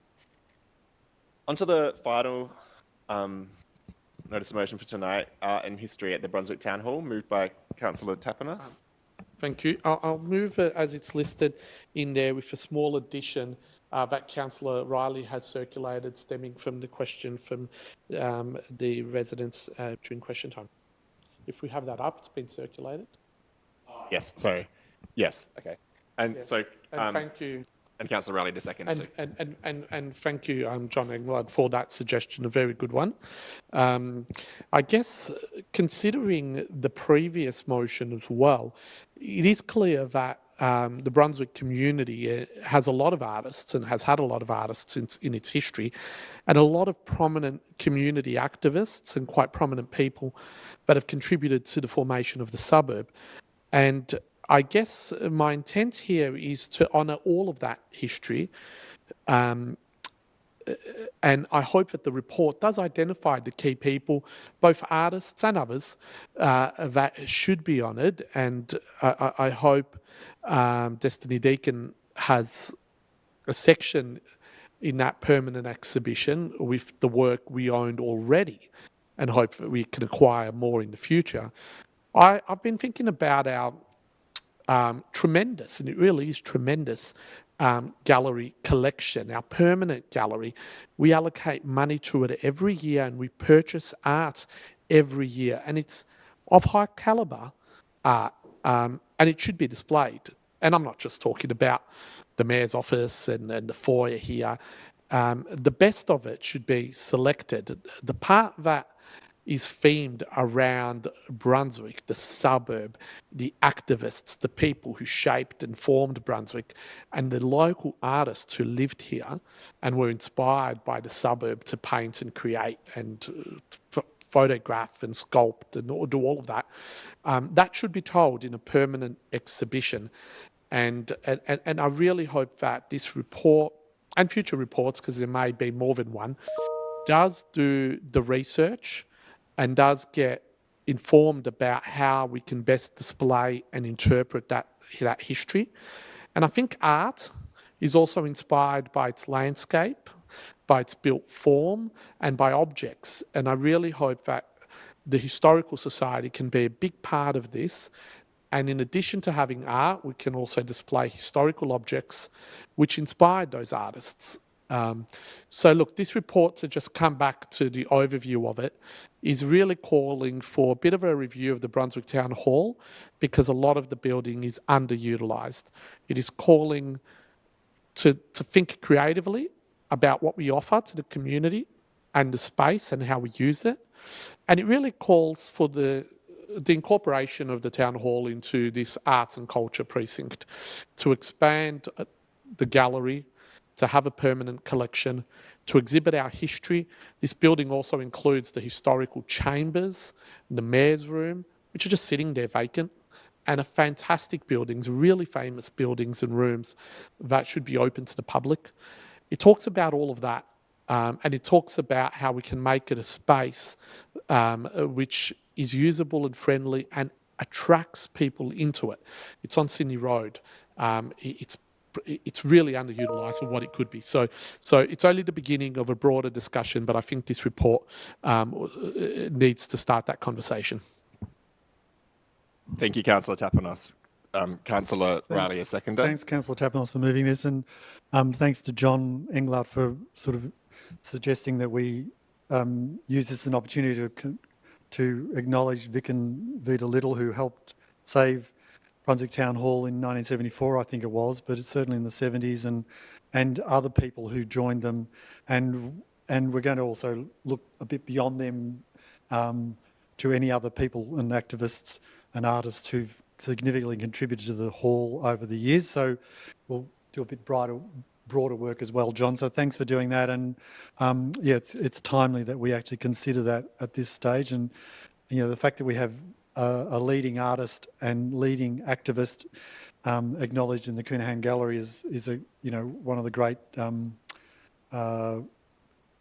legacies of our city, but also you know, a way of supporting the arts. And not every city has an arts gallery, so we're very fortunate to be able to do that and see that we expanded in the past. And having the new park across the road will be a great contribution to that whole area. So it's a good, timely report that's being sought here. Thanks. Okay, so do any other councillors wish to speak to this item? Councillor Bolton? I've got an amendment to point 2.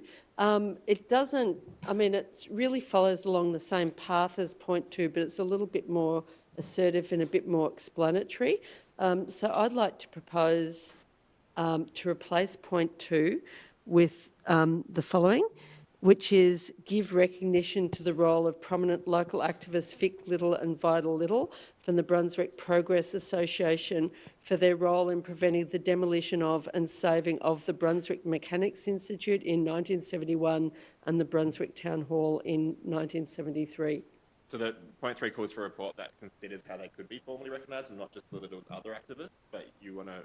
Well, I'm not saying, I think it's already covered in the long motion that to give consideration to recognising other activists. I just felt it needed a bit more in about Vic and Vital Little. That's not to say we don't recognise... Oh, sorry, yes, include that, give recognition, and then maybe include, yeah, after other local activists. Yeah. I don't see why it's required, but I'm happy to accept it in the interest of time. It's just... Okay. Yeah, and look, I just wanted to emphasise, I mean, yes, we're discussing this about Vic and Vita Little, but there are many people that need recognition, and I guess, you know, that would come out in the report. But I'm happy to accept it. Okay. And Councillor Riley, were you the second?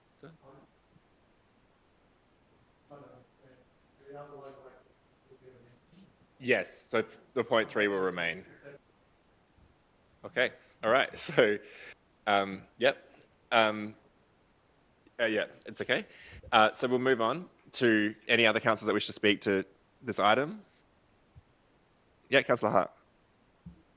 Adding to time, I just want to commend it because I just think it's a wonderful motion.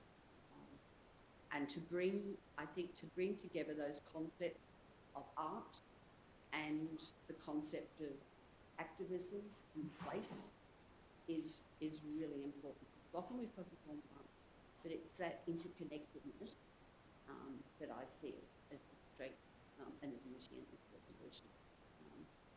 And it's just really nice to have, you know, I guess we think of vision over so many aspects, but I think, and you know, Councillor Tapanos is right in terms of that wonderful collection that we've got sitting down there, and some of it comes out now and again, but to provide that wider connection and to be able to think about how can that be more permanently displayed and how we can link into it. It's really good. Thank you, Councillor Hart. Do any other councillors wish to speak to this item? We'll move on to voting. All those in favour? And I can declare that carried unanimously. That's the last of the notices of motion. We don't have any notices of rescission, so we'll move on to foreshadowed items. Councillors, do you have any items you'd like to foreshadow? I have one. I think I might get time to propose this, but if not, I want to mention it tonight anyway. That we had at the beginning of this council meeting in acknowledgments some discussion of our Olympians heading off to Paris, and I wanted to suggest or foreshadow that the council host a civic reception to welcome them back and to give some consideration to how to do that, to how to honour them. All of them that have contributed, well, all our Olympians, but also, you know, to celebrate their success, particularly if we have any medal winners and Olympic champions. I think, you know, in ancient Greece, when Olympic athletes went home, they tore down the city walls. In other municipalities, they gave them city keys. I don't think we have city keys or city walls to tear down, but I do think that we could do something to honour our Olympians, and it may not need a notice of motion, but I wanted to mention it today. And good luck. Well. I'll be watching on TV, both our Paralympians and our Olympians, and cheering you on. Well done. Got to mention ancient Greece. All right. Okay. Thanks everybody for. You can like the flame, Amber. Yeah. So maybe in the August one we can. Anyone listening at home, please send in more Olympians from our local area. We can acknowledge them at the August meeting. And Paralympians. Yeah. All right. I think that's the end of the meeting tonight. Thanks to our Ride or Die crew in the gallery, and to council officers and to councillors and anyone listening at home. I can declare the meeting closed at 10:41 p.m.